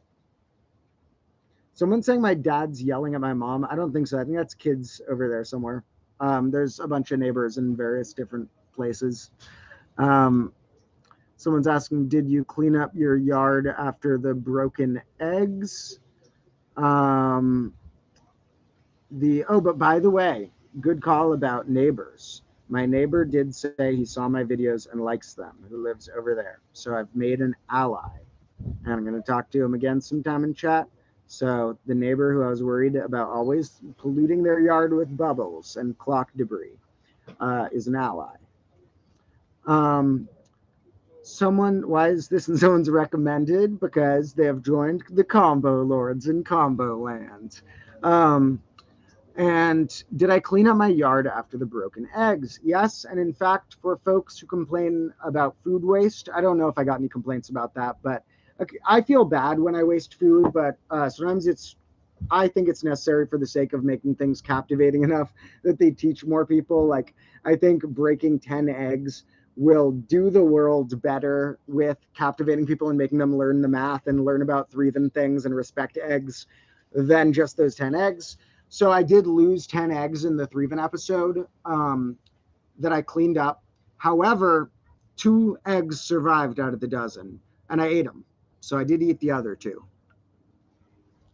So, what else? Well, they're right here as I'm looking down here because I did find them later. I didn't throw them all away promptly enough. One was hiding, but they're gone now. This, as some fans may know, is my vortex area. And right now it's actually looking like a kind of neatish gutter for the combo class. But whenever I put a bunch of stuff on the desk, it just slides down. And so that's where it accumulates. So you can actually tell that I've cleaned the vortex not long ago because otherwise it would be full of clocks and whiteboards and everything else I had set on my desk. So, factorials could be like scoops of ice cream. That's true for a smaller one, like maybe that would be funny actually if I try and demonstrate like 5 factorial scoops and the ice cream will probably fall. We'll see. That's a good thought. Other ones I'd considered that may show up are like ways you could order songs on a music album, ways you could seat people in a car or table, ways in which you could make your 9 factorial is how many, or 10, 9 factorial is how many zero-less, meaning not counting 0, minimal pan-digital numbers are in base 10. Because that means numbers that just use the digit 1 through 9 once. And if you count 0, 0 can't be in the first place right there like that. So the amount that use each digit once, not counting 0 aloud as just one leading digit, ends up being a little smaller. It ends up being 9 times 9 factorial instead of getting a times 10. I'm pretty sure. We'll make sure we get that formula right in the factorial fact factory episode where I give you a factorial fact tutorial.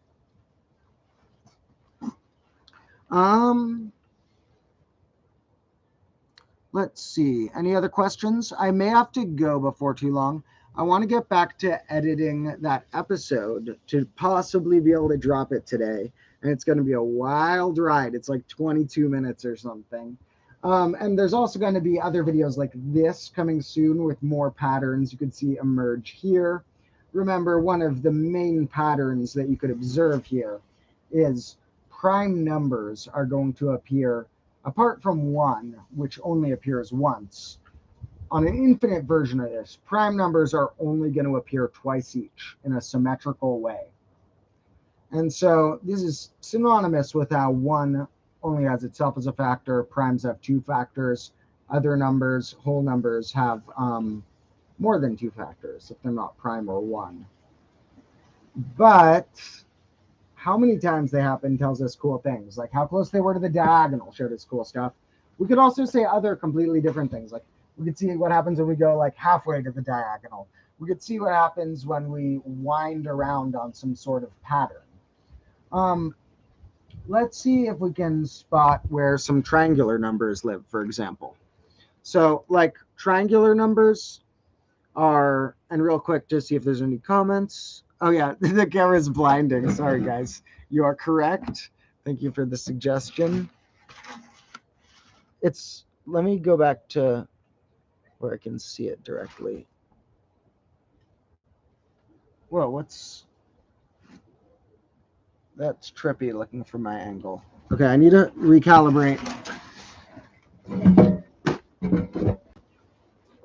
All right, folks, we're moving which side of me this is on. Good thing I have a transitional ramp for it. The ramp slides it right the way over. I mean, desk. All right, folks.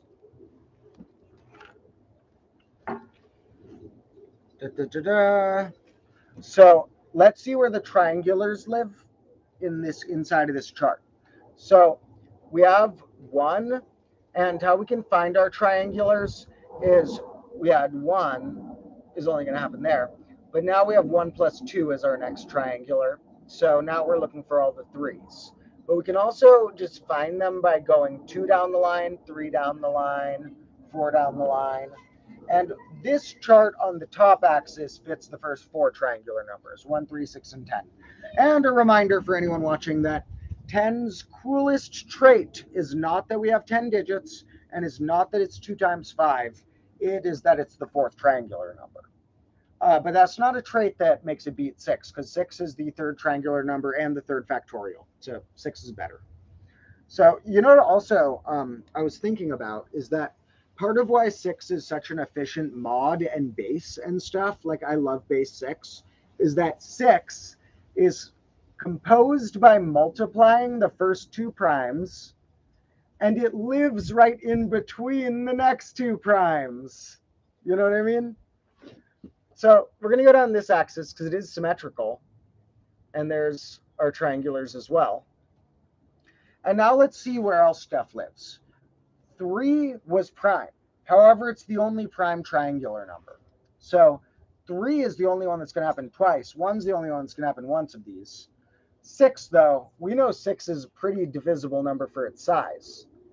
4 factors out of 6. That's an incredibly good ratio. It's 4/6 instead of 10 has 4/10. We can see that 4/10 because 10's all the way over there. And, oh, yeah. So, and we also got 10, 10. So there you go. We're starting to get some cool shapes. And now we got 15. Because the next triangular number is adding all the integers through 5, which is 15s. Those are built by 3 times 5s. And now we're missing some down here, so we'll write the ones we're missing on the edges. Now we're going to go to 21, and then we're going to go to 28.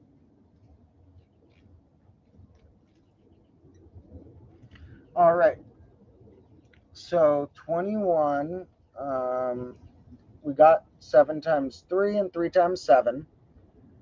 Now, numbers like this are often called semi-primes, the numbers that are only composed of 2 prime factors, each used as a factor once. So numbers composed of 2 primes multiplied together. 15 and 21 have that in common, 3 times 5, 3 times 7. So we won't find them anywhere else on the chart except the first axis. Oh, these should be there. Yeah. Sorry, my voice and stuff's a little off. I still am recovering from COVID, even though I'm testing negative now. Hopefully, I'm understandable enough. Uh, but let's look at our next one. We had 28. So 28 lived right under there. Boop, boop, boop, boop. 28's right there. Now let's see what happens when we keep adding. So I'm just going to write them down. Or you guys can't even see that axis down there. Whatever. I'll write them over here. After 28, we want to add 8 and we get 36. Very awesome triangular number. Then we get 45. Then we get 55. Then we're going to get 66. Then we're going to get 78. Then we're going to get 91. And we'll stop there. Because that's all that's on this chart. However, actually, some of them are going to be missing appearances. So let's find the first that's missing an appearance on the 10 by 10. So we got, let's see, we're at 28, because we could make that by also 2 times 14. So we're missing a 28 in that row. Also a symmetrical one down there. Now, these I'm just going to pretend go all the way on there. Those are all them. But in these rows, we'll put what's missing. Now, let's see. That's the only ways we could make it. 7 times 4, 2 times 14, or 1 times 28. Now we have 36. 36 is really divisible. 36 is really good. I mean, 30 and 36 are kind of, and 32 are all kind of competing, and even 31 are all competing for such magnificent numbers in the 30s. Sometime I want to make like a tier list or ordered list of my favorite numbers up through some range. And I was going to maybe just do top 10, but I mean, like numbers 1 through 10, ranked 1 through 10, but in the order of best to worst, or a tier list or something. But then I realized that it's I need to go up through at least 36 because there's such cool numbers all the way up through there. And I feel like there's going to be maybe even more cool ones in the 30s than the 20s. The 20s has like 24 and 27 are pretty awesome. But the 30s, like 30, 31, 32, and 36, all have some pretty insane properties each. In any case, 36 is going to be hanging in the 2 row, 2 times 18. It's going to be hanging in the 3 row, 3 times 12. It's going to be hanging out in the 4 row, 4 times. Oh, there it is in the 4 row. We can circle its symmetrical friend. And then it's going to be hanging out not in the 5 row. It's going to be hanging out right in the middle. Now, this is awesome. This one is a triangular number and a square. Now, there are an infinite amount of numbers like that. So there are an infinite amount that would be on this diagonal that would get a circle. But they're pretty spread apart. Like, I mean, in terms of under a million, there's not an insanely large amount of them. So 36. The next one's either 1,225, or I'm getting that slightly off, or there's one in between. But I think the next one might be 1,225. Don't ask me how I know that. So now there's 45. We get a 45 here. 5 times 9. We also would get a 3 times 15 version of it. And we get another one there. Now, you see something interesting? We're getting these weird little, like, pods of them. And let's see if you could justify why that would be. Well, each one of these, we want it to be the next integer after the last. So, to get here, from 1 to 3, we first we took 1. That took the 1. Now we want to just add 2 there. Now, we could add 3, but we can also add 3 by each hop down adds a 3 because we're in the 3's row, because the next multiple adds a 3. Then if we want to go forward, we want to add 4, which is only 2 hops on this scale. And if we want to go downward now, or we could go forward, well, no, we want to go to 15, which won't show up on this line. We can't go forward. We would have to jump downward. And the amount going downward gives us is that whole 5 right there. And so we're seeing an interesting pattern emerging. We'll see more of this when I make a full episode about extreme times tables. Because I also want to show things related to perfect power tables and things like that. But we can see some interesting things emerging here. Now, as far as 55, that missed out from fitting on here. 66 missed out from fitting on here. So all these missed out from fitting on here. So they're make multiple appearances on the other spots. Now, this is also related to the fact that 3 is the only prime triangular number. This visualization. It's pretty cool. This might seem like something that I was planning on teaching you guys, but it wasn't. This was me having fun. I had already done my rants about where all the square numbers were. And I was like, let me find the triangular numbers for fun. And partially because I think it might be a good example for you guys of just seeing what good problem solving, not that I do it quickly, but having fun problem solving can be like. Patterns did emerge that I expected, knowing things about triangular numbers and squares, which we'll explain more as we keep going through our episodes and stuff and live streams, because I love our good old figurate numbers, such as triangle and square numbers. Now, 36 being on that circle does mean essentially that we could make 36 dots in that shape or in a square shape. So pretty cool. I'm actually working with an animator who I need to reach back out to about making some animations related to that for a future episode to help demonstrate it better. All right. Someone's wondering about basics of complex mathematics. And that's not going to be today's lesson. I want to make a lot of episodes about that because I think it's really important. We can see a little picture of it on the wall over there. I don't know if it's getting in frame, but the Riemann zeta function is not far over there. So yeah, I'm going to need to use the complex plane and complex numbers to explain some of the intricate, I missed it, it's hard to aim, some of the intricate details of many topics. So I'm going to need to bust them out so many times that I probably will make a full episode that's like fundamentals of that. And it's going to use a lot of algebra and geometry hand in hand, because you kind of need to understand complex numbers two ways: why they do what they do because of equations, and why they do what they do on a graph. That give you the same answer, although sometimes you write the answer different ways, but it lets you actually understand it. And they're not that much weirder than negative numbers. And it's really not that much stranger to imagine doing something I amount of times than to try and imagine doing something -1 amount of times. So it's a little more abstract. It is another layer deep, but I is real. I mean, it's not what you call a real number, to be technical. The real numbers are an actual name of a thing. But I is existent. And it should not be called an imaginary number. God damn it, Rene Descartes.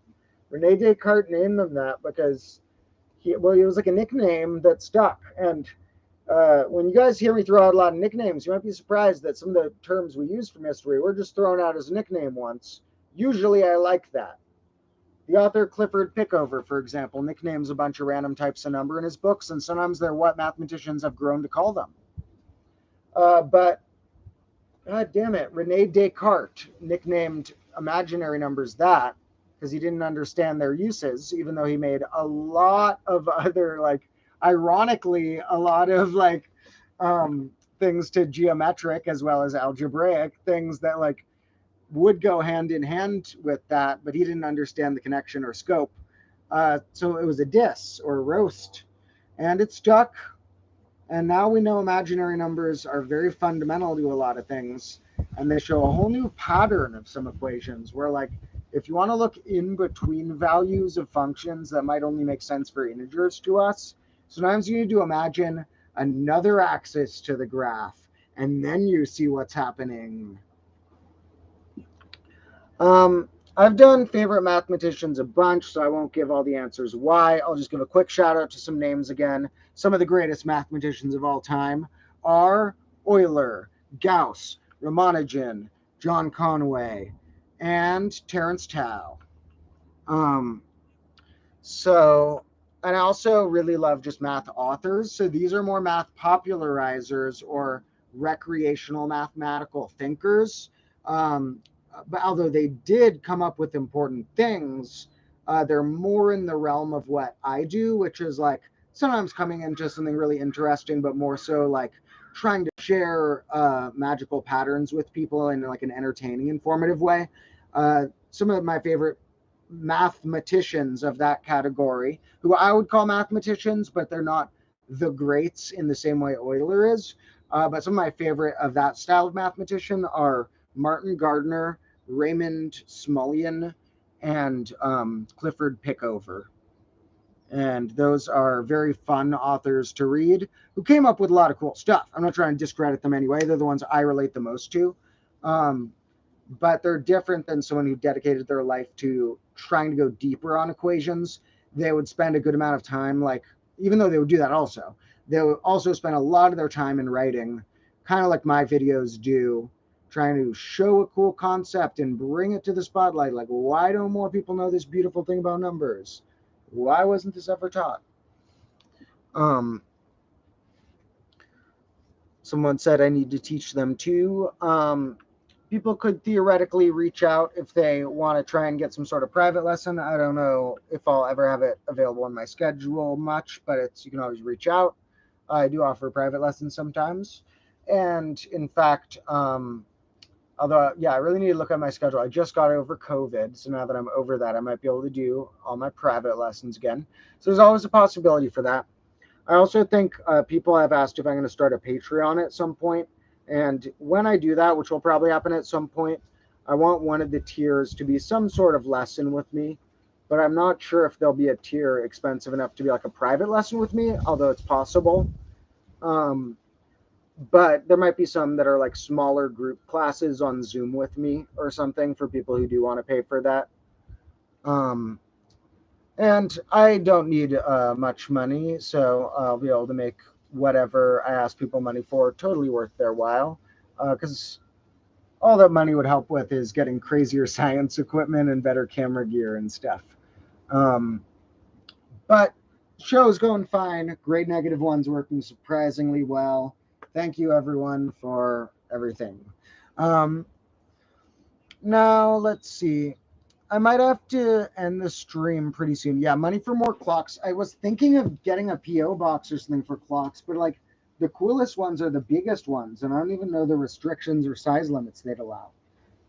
If anyone does want to, if anyone ever wants to buy me a clock, they can email me and I will chat with them and figure out they're trustworthy and they can mail it to me. I don't want to just put out my address to the public.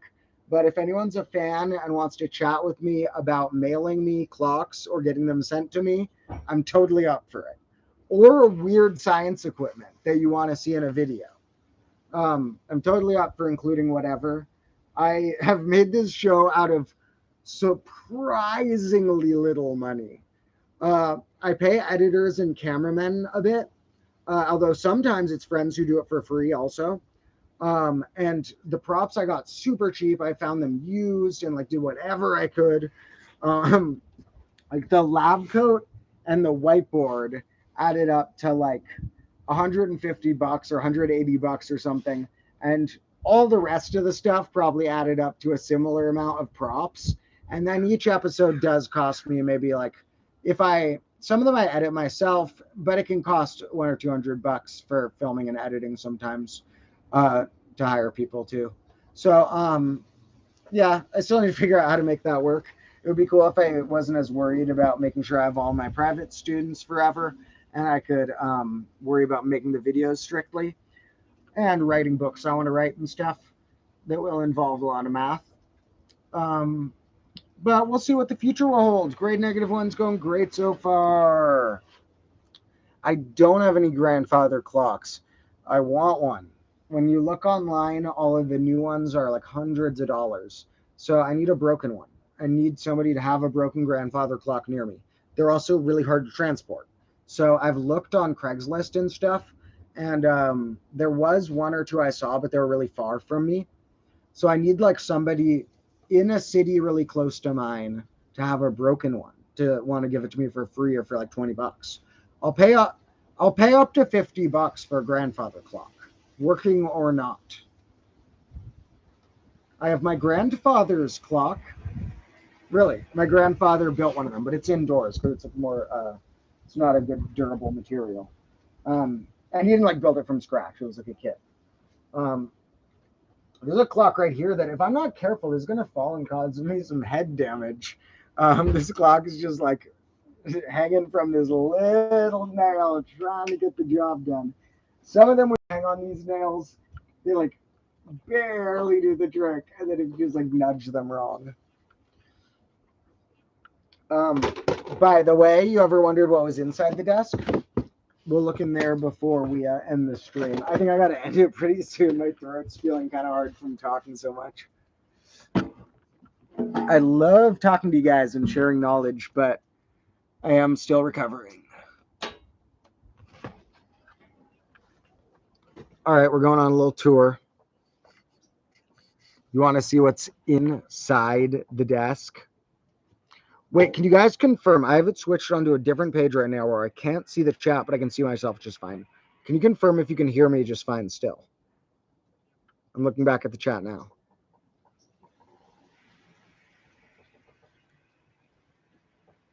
Cool.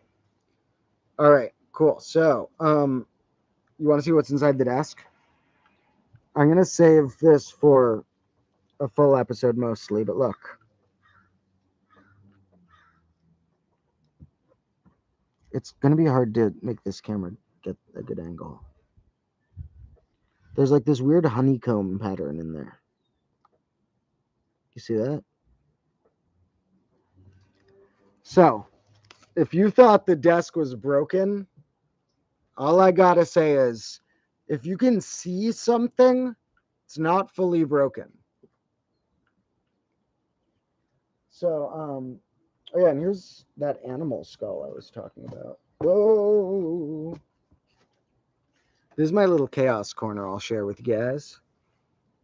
Spooky Halloweeny vibe. Clocks. Non-spooky Halloweeny vibe. Pumpkins. All right, now that I put out the berry episode, I can say on stream a little more details about this pumpkins, by the way, which is that okay, everyone would call this a pumpkin, right? Maybe some people wouldn't because it's small, but almost everyone would call this a pumpkin. What does that mean?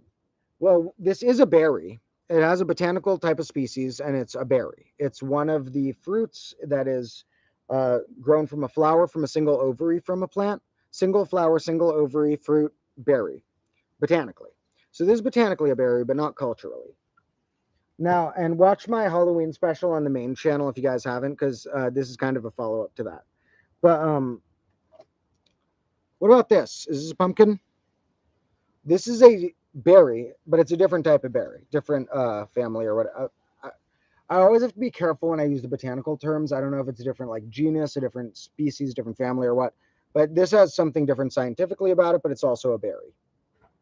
Botanically, I mean, remember. Now, same with this. And is it a pumpkin? This one, I would say probably more than half of people would say it's a pumpkin. Then what about this? This is another type of berry. But I don't think many people would say this is a pumpkin. Now, here's the thing.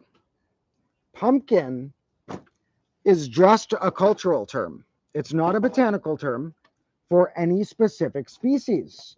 There are the big yellow ones that you're used to often come from one species, but all those other ones that you said may have thought, yeah, sure, that one's a pumpkin, like the half-looking pumpkin ones that were pretty pumpkiny.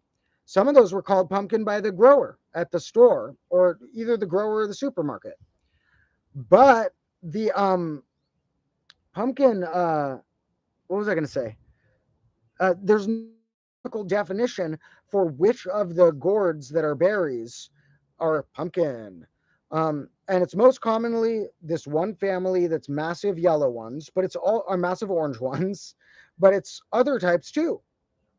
So it's just like a pretty arbitrary decision which ones they call pumpkin. It's basically up to me if I want to call that long green one a pumpkin or not. So does that mean I should make a jack-o'-lantern out of the long green one? That sounds fun. Maybe I'll do that later. Hmm. Is it?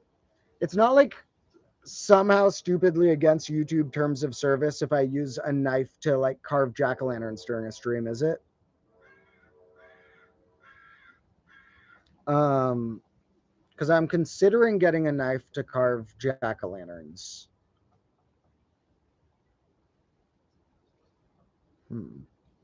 Let me get the pumpkins ready just in case.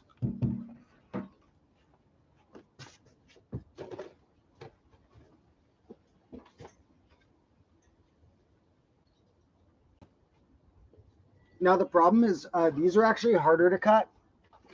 Small ones. The big one I got was like designed for cutting. Cut like butter. It was insane. Never seen a pumpkin so cuttable. It was just like they make them. They maybe used to make them to be cooked with also, and have like partially that trait. But now they breed them just to during Halloween, just to be like airy and be like not as many seeds on the inside and like really cuttable. But these little ones, that's not true. This little one, I took a stab at it with a knife, and the knife barely dipped into the surface. So this one's probably actually the easiest, just based on size, to jack-o'-lanternify. What do you guys think, though? Do you think it's a bad idea, like, if, for some reason, for me to carve things with knives on streams? Is YouTube strict about that? Because remember, I'm not recommending anyone copy my actions. I'm just trying to teach science.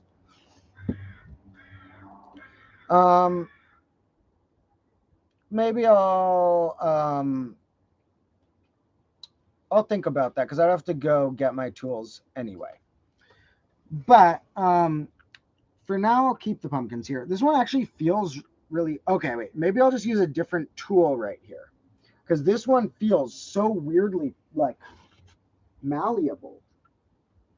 Okay, we're going to try an unconventional method.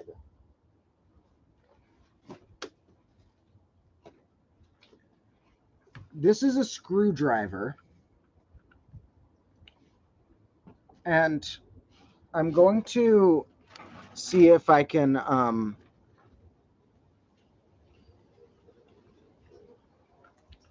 get into the surface with a screwdriver. Is it all bright for you guys again? Yeah. Hold up. I'll fix you the brightness first.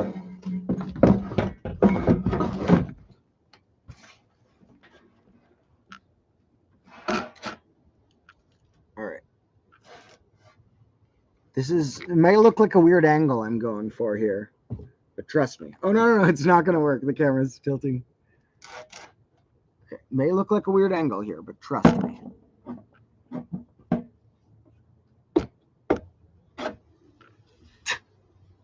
That worked. All right, like I said, this is not the typical way you carve a jack-o'-lantern. Do not take this as a recommendation. It's actually working surprisingly well. This must be like overripe or something, this gourd. What even is this gourd? Is it made for cooking or eating? I bought it as a video prop demonstrator science tool, but I mean, I'm assuming it's mostly decorative, but was it for people to carve like this, or was it just for people to like put on their porch and not do anything cool with? Well, let's see what the inside looks like. I am shocked at how easy this is going. All right, you ready? Let's see if this works. Whoa! Oh my god. Why have I not done this until this stream? Oh, maybe because if I had tried earlier, it wouldn't have even been possible because it probably had to wait till it was ripe enough. That's cool. I might actually cook these seeds. So, you know, you can eat pumpkin seeds. So, pumpkin seeds, if you cook them, they're very high protein actually, although they're kind of high fat too, but high protein.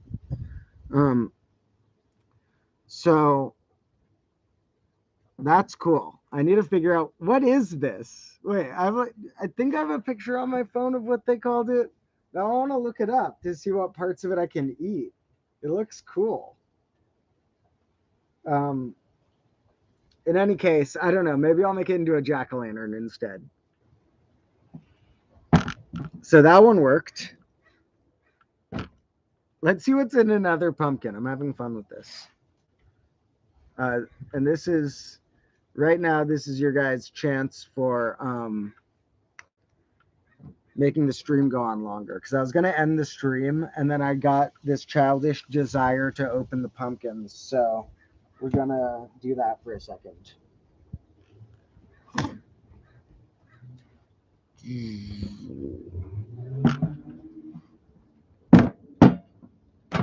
Okay, once again, we're in.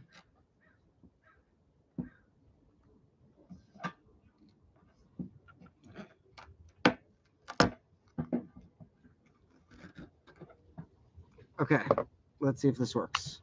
Okay, this one you could maybe make a good like squash stew with or something. Or a jack-o'-lantern, maybe it doesn't have that much air in it. I don't know. You could. Oh, this is just a good single candle holder. The bottom isn't, but if you like, if you're in the dirt, if you're in a garden, you like bury it a little bit, and then you put your candle in there. Maybe I'll try that. Okay, so we've opened 2 of the 4 gourds. However, I'm gonna guess those were the easiest 2. I was kind of going in difficulty from level 1 to. Now this or this is going to be level. This might be level 3 because this may be easier. I don't know. Oh, okay. We are only doing 2 pumpkins today. Those are the only pumpkins we're doing today. Well, okay. We'll give this one a shot to see if this one goes wrong or not.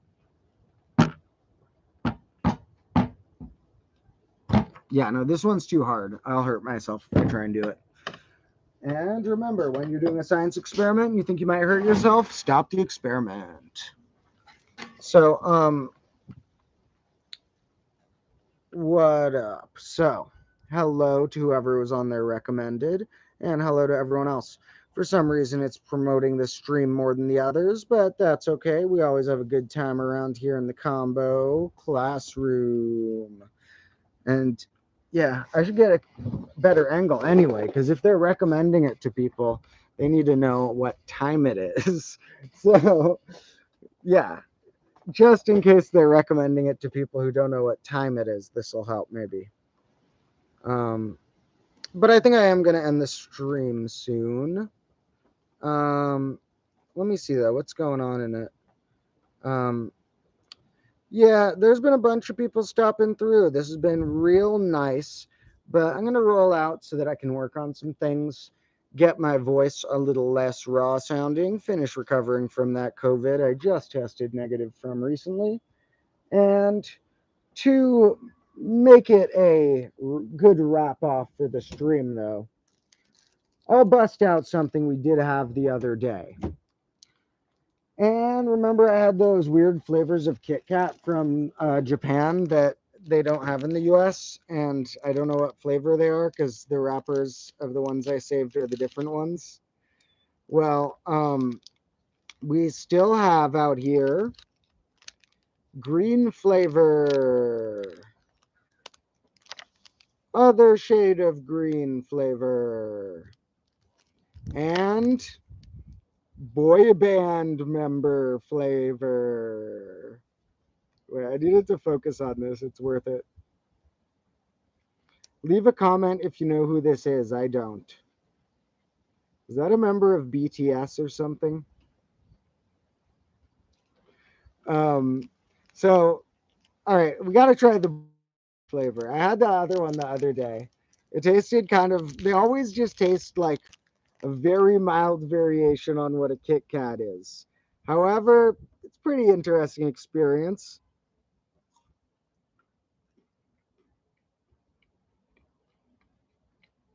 I don't know. I don't know how I feel about that. It was like, I have no idea what flavor that is, but it tasted almost like you mixed milk chocolate with like grape soda.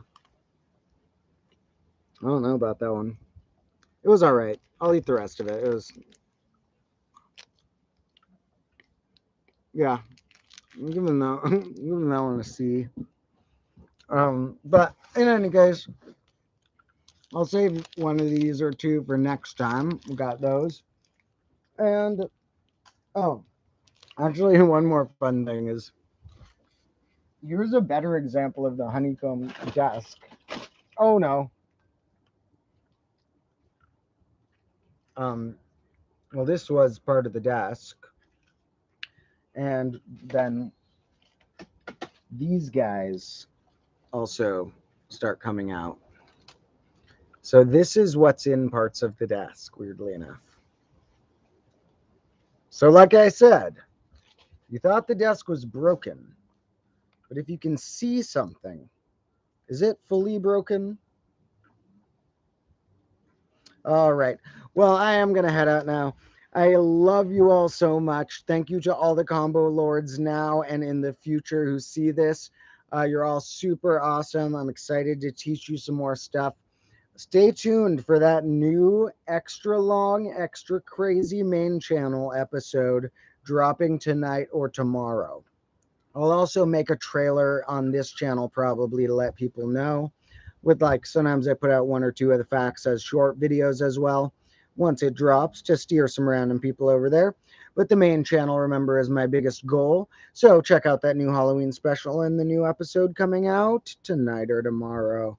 And I love you all so much. I will catch you in the next one.